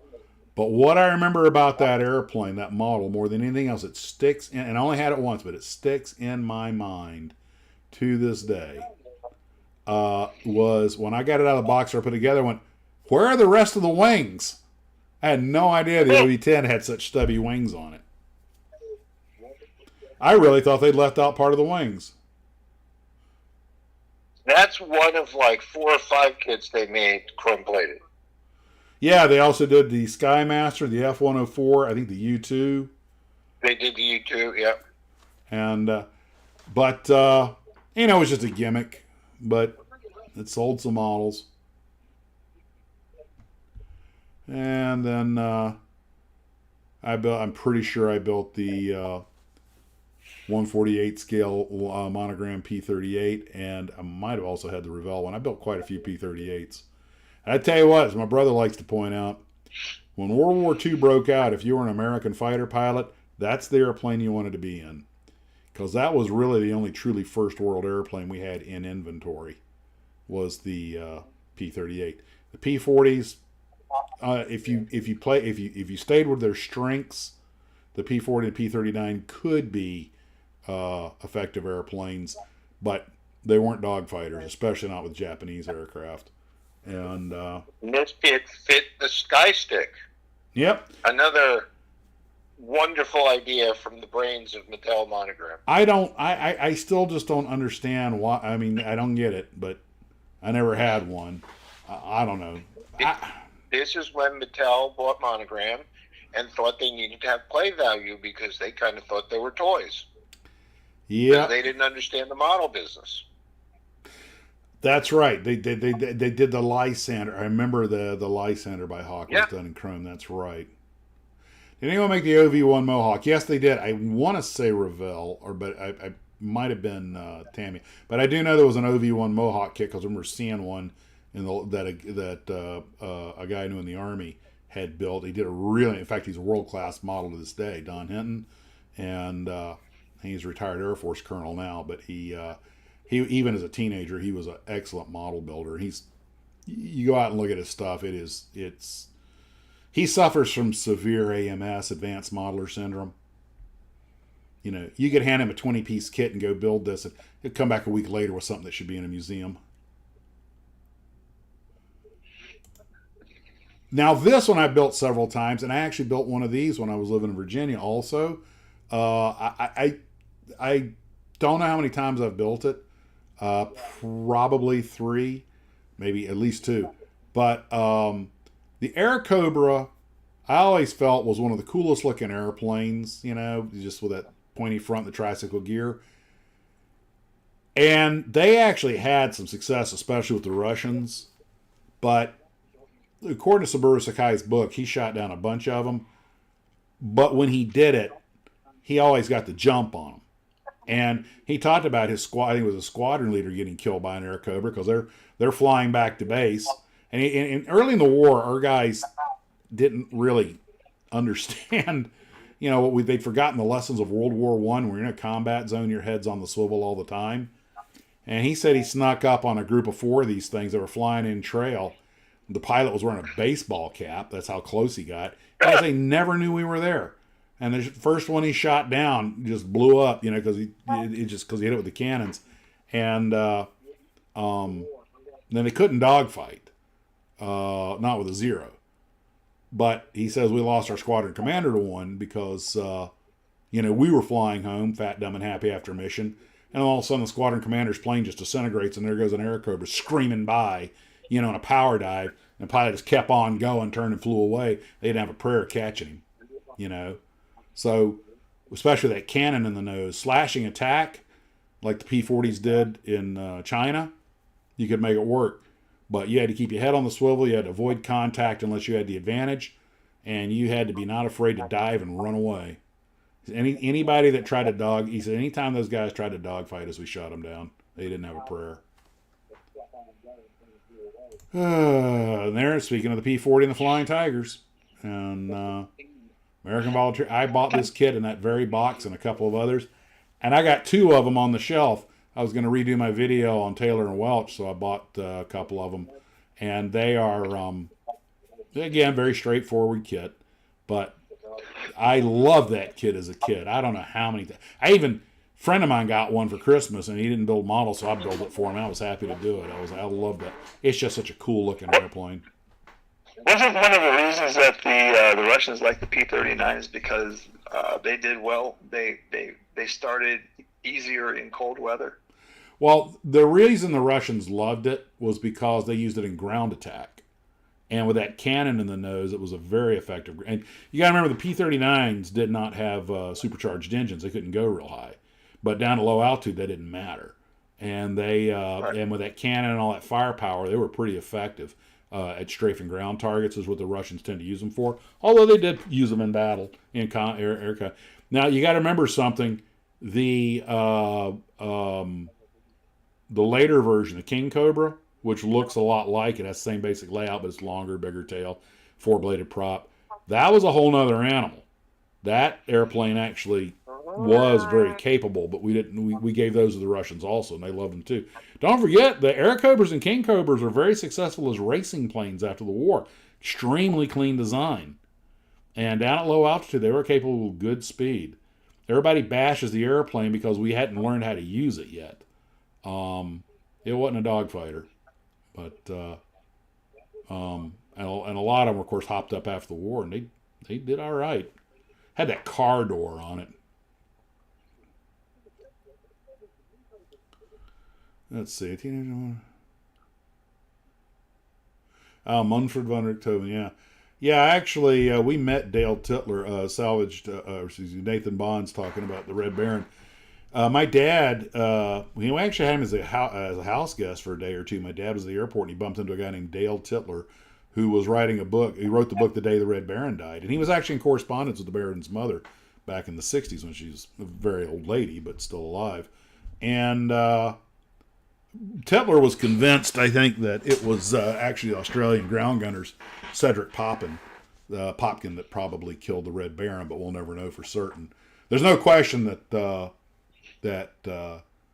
when he was chasing old Wat May, that when Roy Brown dove on him, he shot the stew out of his airplane. But and he got in good number of hits. But apparently the plane didn't go out of control until after the ground gunners lit it up, which was only a few seconds later. And we'll never really know. And they're all using the same machine gun, British 303s. But and they didn't do much. I mean, they recorded the bullet holes, but they could have come from the air or the ground, But they're not like they were going to do a forensic study in the middle of a war. But it's still debated to this day. And although Roy Brown was officially credited with it, and Wat May was convinced it was him, but Roy just saved his life, so I'm sure he was inclined to give him the benefit of any doubt. Yes. Does that Tiger Shark have bullet holes in it? Right in front of the canopy. Yeah, well, they didn't have time to patch him up. They're busy fighting a war. Yes, he took a bullet through the heart, and they believe the same bullet also went through his knee, but that could have been an upward trajectory or a downward trajectory. But we'll never know. And in a way, I think it's kind of more fitting that someone holds a legendary status like the Red Baron, that his death is a mystery. So I don't know why. It's like I quit keeping a logbook a long time ago. I know I have probably over 18,000 hours, but I don't know how much time I have, and I don't want to know. Something about not knowing, I don't know, I find it comforting. Anyway, on to the next one. But I love that P-40 kit, and gosh, now I don't want to build these models I've got. This is another one that I had several times. My older brother had it also. This is how I learned who Frank, huh? John Ashley Smith says, "At celebrating vintage model kits, I dig your channel, man. Keep up the great work." Oh, he does. Yeah, he does great work. Well, he thinks you do too. Well, thank you. Appreciate that. It's good to be recognized. But celebrating vintage model kits, make sure to pop me off an email at maxsmodels@yahoo.com so I can get up with you. And the thing that's interesting about this is you show the different box arts, Mm-hmm. how you see how it went from detailed box art to white background. Yep. And that was sort of, the white background was sort of it was actually an economy move, because it was much cheaper to just take a picture of the kit and put it on a white background. Of course. I've heard two, and I don't think they're necessarily mutually exclusive, but I have heard two reasons that was done. One you just mentioned, because Andy Anches built some of the models that were on the Aurora boxes, and Andy said, "Yeah, we had so many model builders that worked at the factory, they didn't have to pay anybody to do it. They just give you like 3 of them, Yeah. which cost them a whopping 45 cents each, and you take it home, build it over a week, and 2 or 3 tries, or use get the best parts out of all the boxes, and your reward was you got to keep what was left over." Yeah. But yes, and that gets back to the other thing, the truth in advertising thing. There was also a third reason that doesn't get mentioned much. A lot of the box art had to be modified because people were placing, I don't want to say restrictions, but there were a lot of complaints about the violence of action, the guns firing and the planes blowing up. So a lot of went back and the artists would paint over the gun flashes and just have the plane making a pass, or get rid of the other airplane that was burning, something like that. Tame it down a little bit. But the going to photograph solved that issue completely. And I believe that it was both. Because some kit companies stayed with box art. Okay? For example, Tamiya. And what I can't figure out about Tamiya, I don't know how they decide this, they use box art on the white. In other words, you look at the tank, Yep. It's got a full battle scene. Then they use the exact same tank, they just paint out everything around it so it's on the white. I'm like, and they go back and forth. There doesn't seem to be a rhyme or reason to it. And I have They do that with the car kits. Yeah, and I have no idea. It's always the car on white. Even the Formula One kits. And go figure. But during the height of this in the early 70s, you still find a lot of them that are using box art. So I'm not sure how much the truth in advertising argument was more of a suggestion than an actual threat. Well, it depended where the kit was made. If they were kits from Europe, like Airfix, Matchbox, Hella, they had box art. Yeah. Well, if they were stuff like Monogram, they were made in the U.S., it was white box. That's as good explanation as I've heard. But I built this Thunderbolt several times. My brother built it one time, and then I liked it, so I went and got it, and I built it a couple times. That's Francis Gabreski's, Pappy Gabreski's airplane. Wow, Celebrating Vintage Kit says Aurora's Forker DVII had a pilot burning to death on the box cover. We've talked about that one. That's the green one where the pilot's literally burning alive. I'm like, as a kid, I never even noticed that, but I looked at it like, my God, that's horrific. I'm sure you guys are familiar with the box art that we're talking about, but I'd never seen it. I didn't even know about it. Okay. Let's see if I got it. You had to ask, right, Ken? I didn't ask. Yep, here it is, right there. Hang on. Said it. Here it comes. Hang on, I got a few button pushes I got to wait. edit, paste. Oh, you are not going to like this. This is from Old Model Kits. So, guys, if you're interested in this stuff, oldmodelkits.com, great selection. He still sells and he inspects everything. So, let's see. D7. Oh, you sank my battleship. Okay, here we go. Stand by to be horrified. Plus, image. Okay. Browse. I'm starting early. God! A lot of button pushes. All right. Flying roasted Tommies. Yeah. Time for roasted German. Yep. Raymond, I'm probably going to say it wrong, Votion. Says jumper burn. That was a World War I pilot instruction. From our friends Or at you can shoot Aurora. yourself. Oh wait, there it is in the upper left hand corner. Smells like barbecue. How about you, Ken? Doesn't look like he's burning to me. Ken, give it a second. Can you see it now? Oh, I see it. I see what you're saying. Doesn't really look like he's burning. Have you got your glasses Smells on? like barbecue. Looks like maybe there's a fire over on the other side of the airplane, and he's trying to look around it or something. Yes, that's because the left side of the fuselage is in flames. It's made with nitric dope. The skin of the airplane is basically coated in rocket fuel. Oh yeah, Yes. yeah. They used to cover it with that flammable stuff. Yes, Garfield. Civil War bubblegum cards showing horrific violence. I remember that. Dear God, how did we stay sane? Okay, even I can't stand to look at that any longer. Of course, that could have been just a flaming airplane flying by him. That would explain, yes, Ken, that would explain the screaming look on his face. On his face. Yeah. How can you tell? He's so pixelated. You can't really tell what he's Oh, doing. I don't know, Ken. By the fact that his head is leaning away from this fire and his mouth is hanging wide open, I can feel the panic.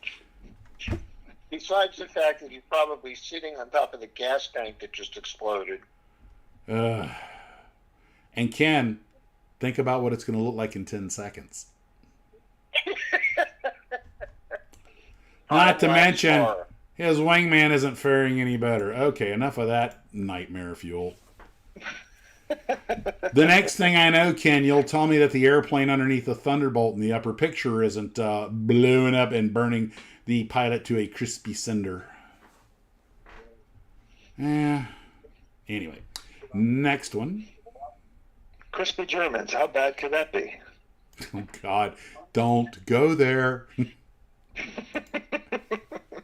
Okay, then we got the Mustang, and there's a flaming Jap fighter behind him. So I'm like, it was a war, man. And the people who did the artwork, I guess they wanted to make sure you knew as much. But anyway, I built this kit, I don't know, 4 times. That's the B model with the 450 caliber machine guns. And he's in the middle of a dogfight, still has his drop tanks on.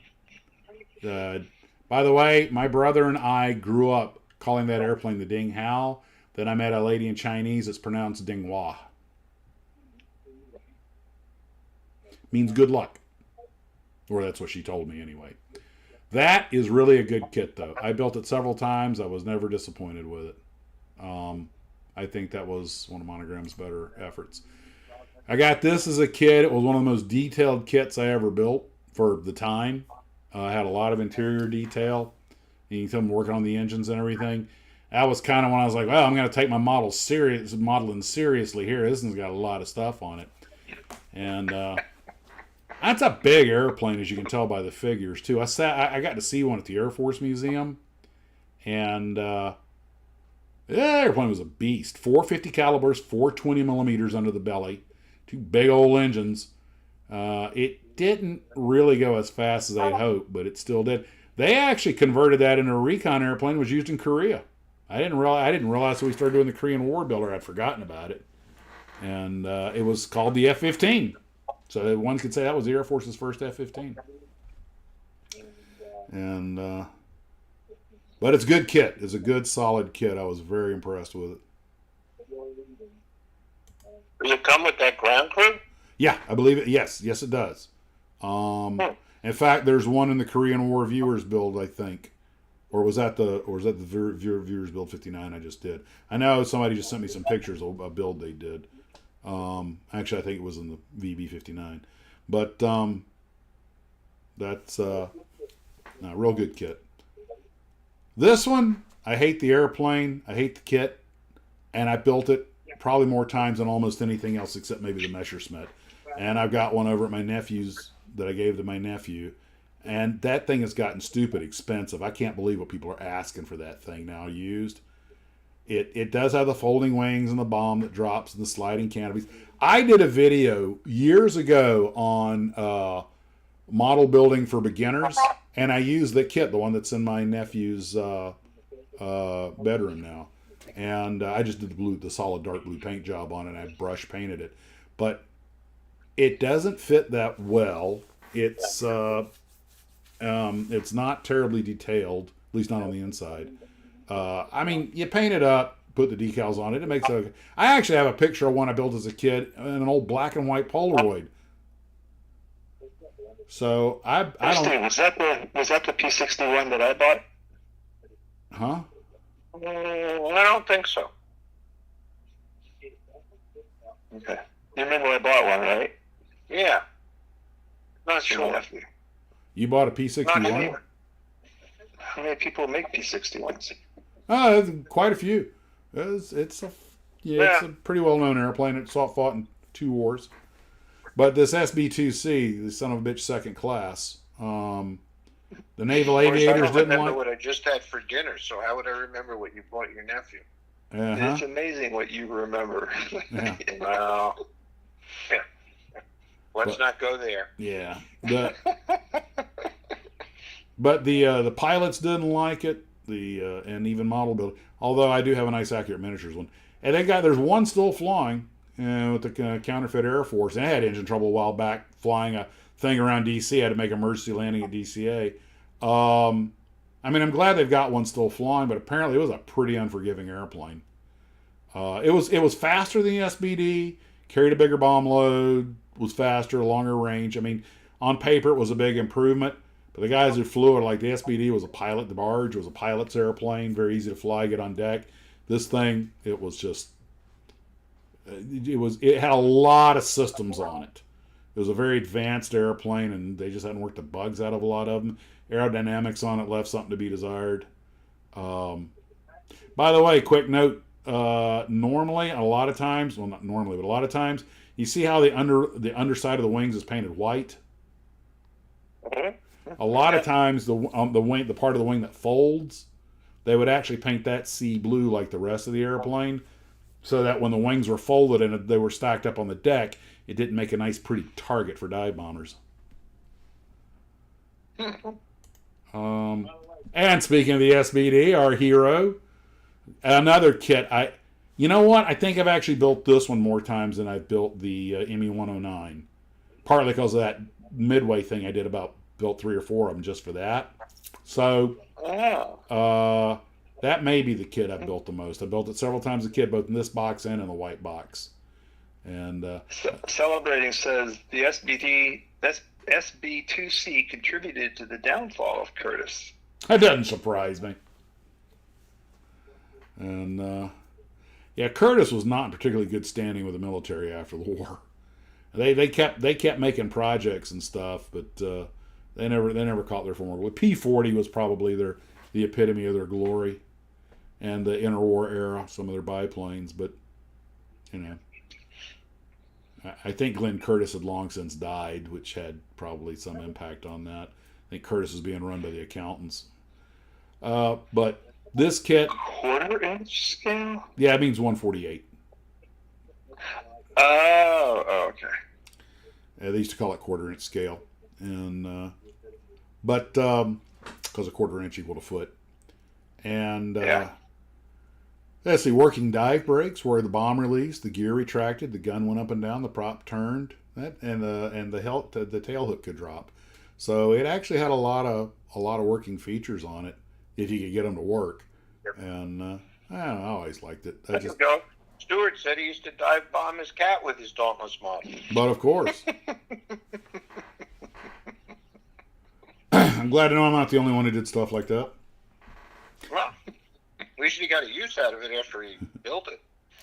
Here we are back with Hawk and the chrome. And I always saw that. They got the pilot in the full airline uniform, including a hat. City Air Transport. I'm like, where's he going? From West Houston to East Houston? I don't know. Planes like that were used as commuter airliners for essential air service back before the turboprops took over. But I remember seeing that though, and it made me want to fly one of those. So, of course, the pictures of them flying on a beautiful day. I mean, it didn't take much to get me interested in flying. I always liked the green one for some reason. I mean, the red one was fine, but there's something about those photographs that just as a kid just intrigued me. It just and once an aviation addict, always an aviation addict. But I had a friend of mine. From the clouds. what? I had a friend. We had a friend of the family that had one of these at one time.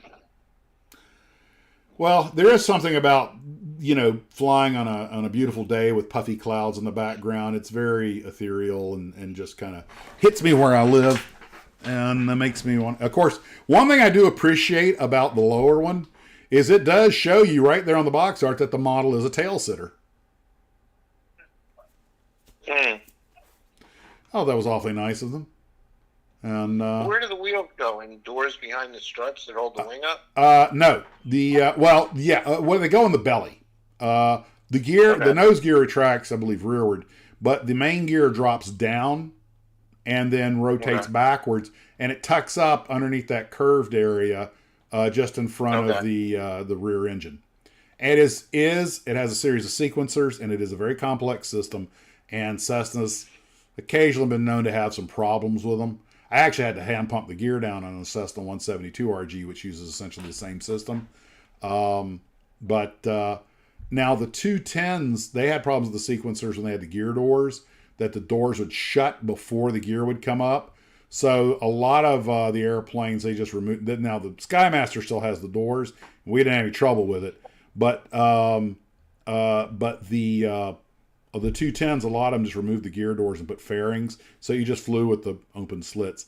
Yeah, they were. Yes, they it were did used serve in Vietnam. They called them O2s. Yeah, the Oscar Deuce and the O2, and they were Ford air controllers, and of course they had plexiglass doors so you could see better, especially on the right side.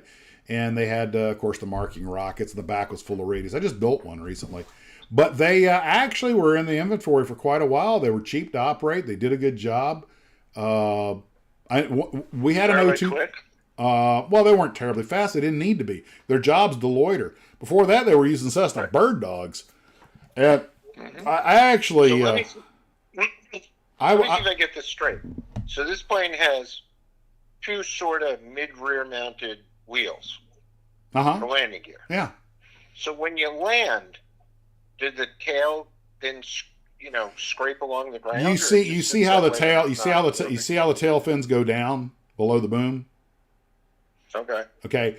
That is deliberately there to keep you from striking the rear prop. You'll hit the booms, you'll hit the fins before you hit the prop. You have to be very careful in both the landing flare and the takeoff rotation not to bang that. And that's part of your training on the airplane. It's one of the gotchas. With the gear, when it extends, is after the strut. Now, you got to remember, you got that big engine way out there in front. So the airplane's pretty well in balance, okay, on the wheels. It's not a problem. But there are definitely techniques to flying this airplane that have got to be adhered to. One of them is when you take off, you advance the rear engine first on the throttle, okay? Then you look at the gauges and make sure the power's coming up on the rear engine. Then you bring up the thrust on the other one. Now, unlike a side-by-side twin, you don't have to bring the thrust up together because there's no 10 city yaw left and right, okay? Some guys will go all the way up with one throttle ahead and then push the other one all the way. But you watch those needles and make sure both engines are coming up. When you take off, pause rate, gear up. If you have an engine failure, you're not going to have the kind of issues with the rudder. Asymmetrical thrust. Yeah, but that means it's also nothing to tell you except the gauges to tell you which engine quit. You take that 1 potato, 2 potato, calm down, read that gauge, match that thrust leader, pull it back, the throttle, pull it back very slowly watching that gauge, and make sure that other needle that's still churning power doesn't come down. You would not believe, even in conventional twins, how many experienced pilots have cracked them up because they had an engine failure and they pulled the power on the wrong engine. Common problem. crap happens fast. You're pinching the seat cushion with your sphincter. Your blood pressure goes to the roof. I mean, you've got to. That's where the old wind the watch thing comes from. You know, they're interviewing the old airline pilot, and he says, "So you're doing this, and engine quits, and that happens. What are you going to do?" He goes, "I'm going to wind the clock, or I'm going to wind my watch." And what that means is I'm going to take a second, stop, slow down, read the situation, and don't do anything stupid. And lots of light twins have gone in with a working engine due to pilot error. Quite a few, in fact. Didn't that twin commuter in Japan that flew right over the highway sideways do that? And that was an airline crew that did that. So you got Does this thing have a nose gear? Yes, it's tricycle gear. Oh, okay. There's also a fixed gear version, the 336, and an earlier one, the 335, that had smaller engines that never really caught on. So, you know, believe it or not, Accurate 100%. the irony is the big selling point behind twins is that twin engine safety, and you look statistically, that's a myth. Twins don't have any better safety record than singles. If you're flying, let me proffer a thought, and you guys are free to disagree, especially the pilots out there. But I want you to think about something. Charles Lindbergh was asked, "Why don't you want a multi-engine airplane?" He goes, "It just doubles the chances of something going wrong." All right. Twin engine. You have to pick the airplane for the mission. If I'm going to be taking friends on sightseeing rides, you know, or doing local flying, day VFR, you know, good weather, yeah, I'm not going to go get a twin for that. I'll get a Cessna 172 or something. Something that if the engine quits, it's not a brick, but realistically a reliable engine. If you go, "Hey, Max, you're going to be doing a lot of flying over the mountains and over the swamp in the middle of the night," yeah, I'm probably going to want two engines. That way, if I choke one at altitude, that or a parachute. But you know, the Air Force, I don't know if it's still the case, but for a while there, the Air Force was losing an entire squadron of F-16s every year about once a month. An F-16 would go in the dirt due to an engine failure. It's a single-engine jet. It's one of the reasons the Navy always wants multi-engine aircraft, the F-35 being the new exception. But they like the F-18 two engines because they're out over the water. If they get an F-16, if you have a problem with your engine, if it doesn't quit, you can look for a place to land. All right? If it does, well, you can try to dead stick it or eject. But an F-15 or an F-18 with two engines, hey, baby, throttle that bad boy back and go home on the other one. The Navy's attitude is, we're out over the ocean most of the time. We lose an engine, we lose the airplane. So the F-18 made a lot of sense, and still does. Not that they haven't had plenty of single-engine aircraft. I'm just saying, you know, the logic holds. Now, those airplanes have their engines side by side, so, you know, if an engine quits, it's not trying to, you know, go over on them. But anyway, so so there are some things I would want to like twin for, but there's a lot of things I'd just be just as happy with a single-engine airplane. And believe it or not, a twin often has more than twice the cost to operate because they tend to be more complex overall. It's 3 times. Yeah, about that. That's what I've been told. And maintenance is 3 times on a twin. Probably. It is on a single. You tend to have bigger, heavier, more sophisticated systems, and so that's that. Now, speaking of single-engine naval aircraft, although this one, believe it or not, is actually Air Force Gray. I built this Sky Raider a couple of times as a kid, and for the life of me, I had no idea why it had such a big cockpit on it. And of course, that's because it was an electronics airplane, and they had extra crew members back there. But a lot of these things are still around, like on the air show circuit. And it was an okay kit. I don't remember it being particularly detailed or particularly great, but it wasn't bad. Then, of course, I built the single-seat Sky Raider. In fact, I have one of them in navy blue on monogram on my in under glass on the Tarbus, and it's actually an okay kit. It's not nearly as sophisticated as the Tamiya kits I have, but sitting on the shelf, you don't really notice the difference. This one, the Spitfire, another one I built a bunch of times. We actually had this hanging in our room for a long time chasing the Zero.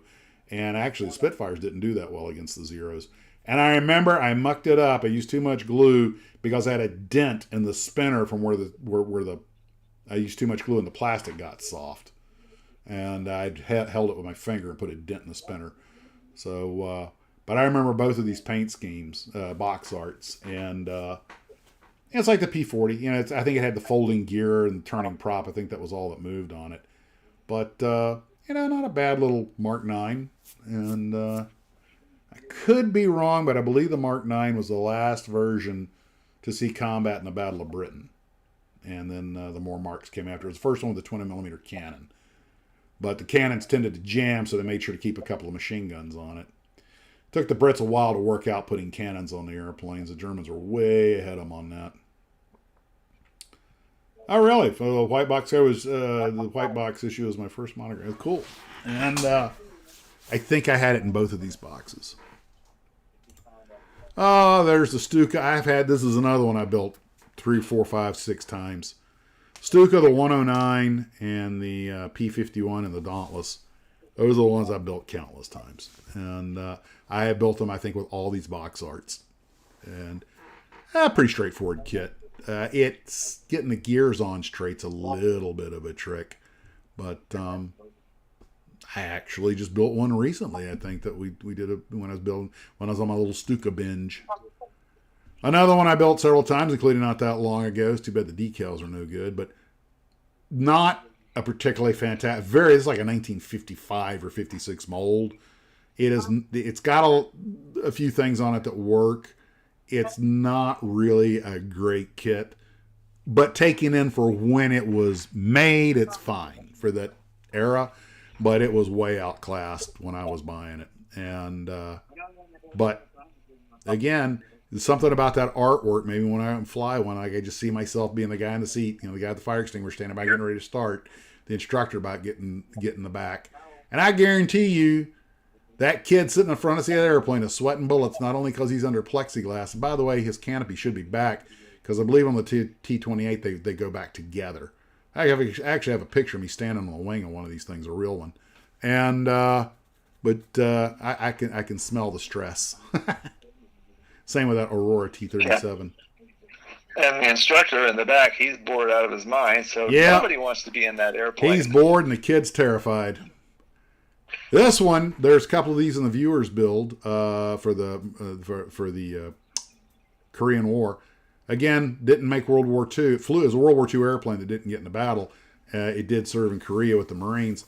But it was a long time before I realized this is upside down. He's upside down. The ground's up on the roof.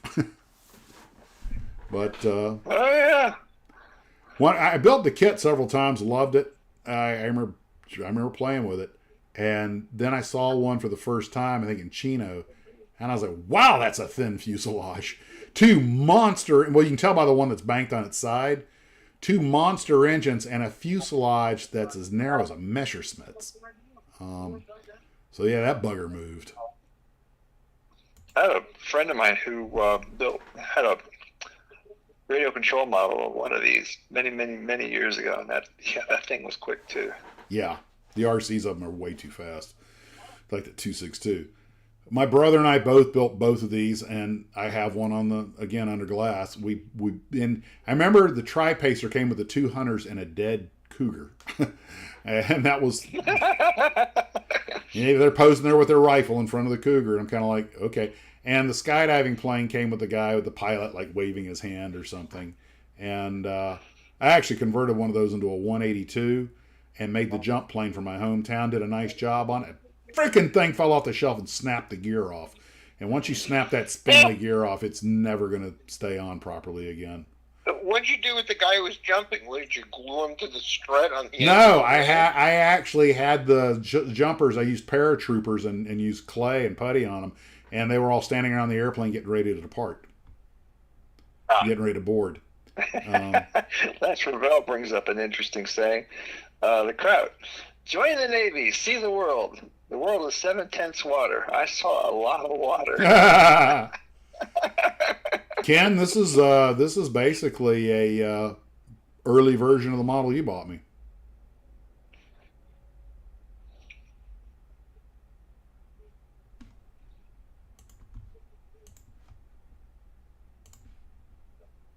No, the Tri-Pacer has a dog. Um, Well, Yeah, that's Max. like the.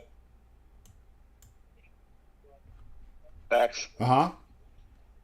I'm Had a not small trying to technical kill issue of anything. Just letting you be aware that it's 9 9:02. o'clock. Yeah, we have 2 pictures left and then we're done.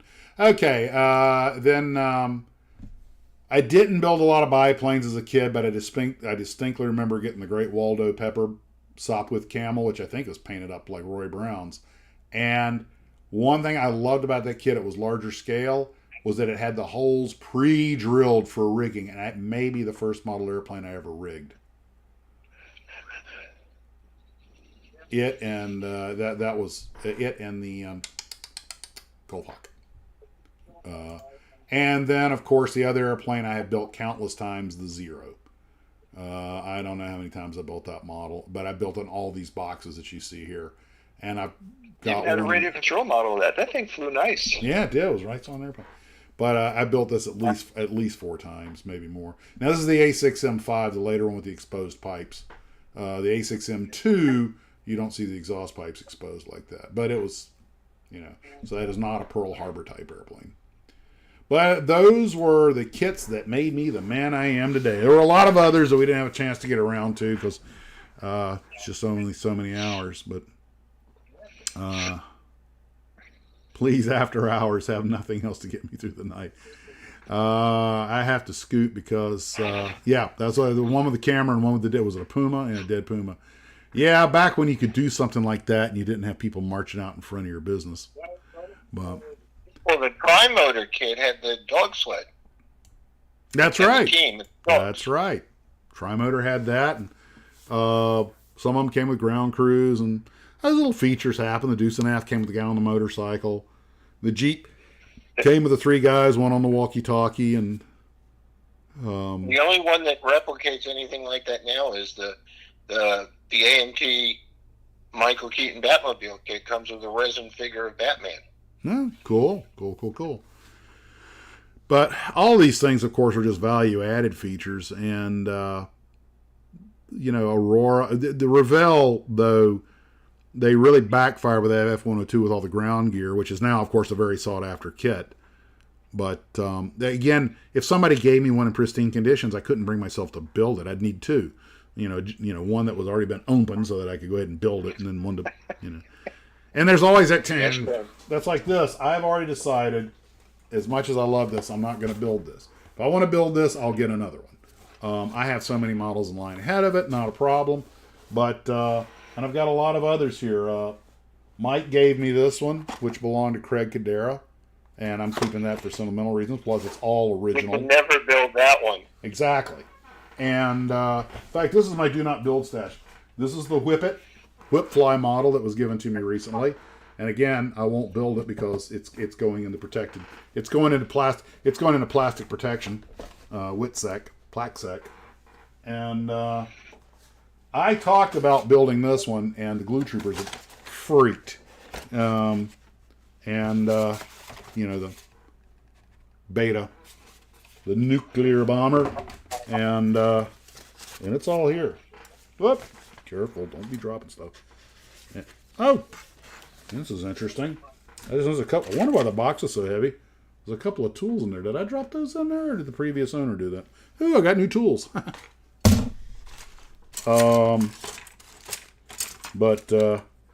Man, this thing belongs in a Godzilla movie beside the Ontos. We're gonna do a video on that and I've talked about it before, and that's gonna be kit models that should be in Godzilla or kaiju movies or whatever, or science fiction. And because this looks like something that could be on anything from Godzilla to Fireball XL5. And that is just a wizard cool. This one, I won't build for the same reason. It's a completely intact vintage Junkers 88. and in the old box I remember. So Nathan said, "Why is everybody leaving? We're on the after-hours show. This is usually when the good stuff happens." well, we're gonna have to shut down here shortly because I'm going over time. And anyway, this one I'm not gonna build for the same reason. This is a completely intact kit, and if I got a second one, I might build it. But also, it's the only Hobby Time kit I've had, and I did the history of Hobby Time, and these are things you just can't. You start gluing them together. You can't. It's not like you can just go get another one.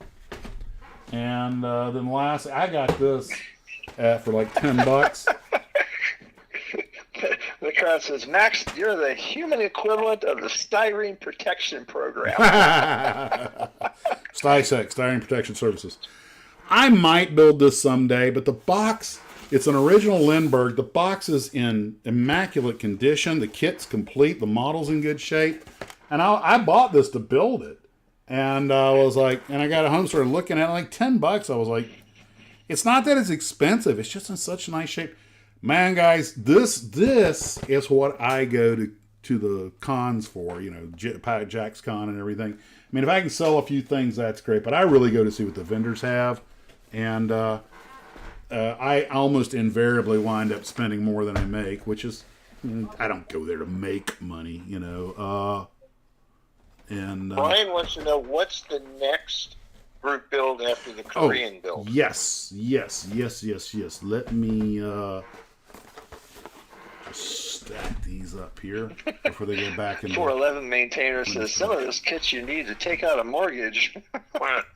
Well, none of these I think are terribly that expensive. Okay.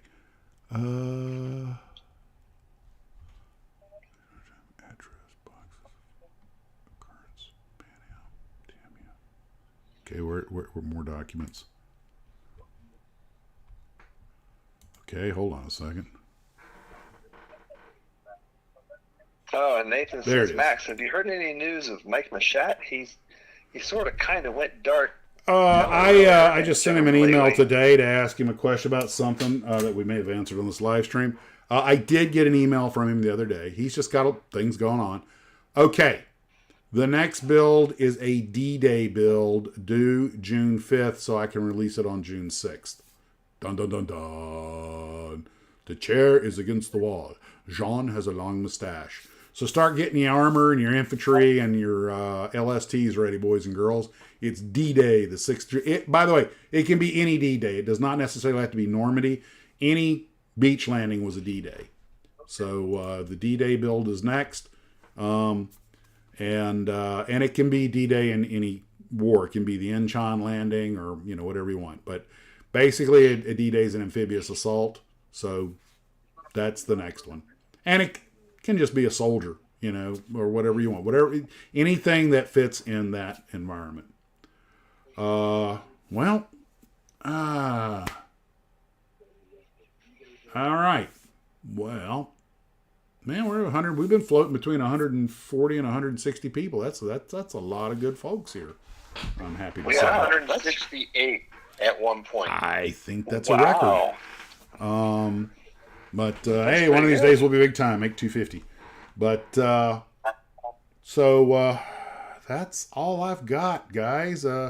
Anything to bring up before we go? You already taught you about the YouTube music, so you guys know about that. So sorry. And okay. Well, on that note, boys and girls, I think we'll wrap it up. I have a cat that wants some attention. So That's a good reason for cutting it short.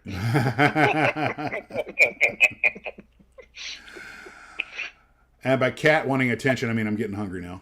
And I've run out of grown-up juice. So You run out of what? grown-up juice. That's what grown-ups call alcohol, Ken, when the kids are around. Grown-up juice. Okay, I had never heard that before. And you got to watch Adult more Supernatural. Hawaiian Punch. Yeah, I dare anyone to make a Hawaiian Punch commercial like the old ones today with the cartoon guy punching people. Yeah. Oh man, we really grew up in a great time. Free range kits, Hawaiian Punch commercials, drinking out of garden hoses, riding around the back of pickup trucks, and building models like these. Times are good. All good things. Times are good. Well, guys, I'm going to cut it here. I'll run the outro for you for a couple of minutes just so you can chat with each other if you like. And that will be the night. Wow, the time really flew tonight. Amazing how that works when you're prepared. And we started early. Yeah, we did, and we didn't do many transients either. Not like normal. Yeah. We'll try not to let that happen again. Guys, you want to say goodnight? go ahead, Ken. Oh, okay. Good night, everybody. Thank you for joining us, and to the new ones. Hope you enjoyed your time, and come back again. Oh, and don't forget to give that money to Max. He really needs it now that he's retired. So, good night, all. I have Ken do my groveling for me. Steve? Good night, guys. Thanks very much for attending as usual. There'll be a quiz. Next week we'll get your submissions, but really appreciate you guys tuning in, and hopefully we were able to give you an enjoyable part of your evening. Look forward to seeing you next week. Well, And guys, remember, no checks, cash only. guys, we appreciate everything for all the super chats. Thank you very much. It's very gracious. I appreciate that immensely. You guys take care of yourselves. We'll talk to you later. And as always, use the right hand. Model on.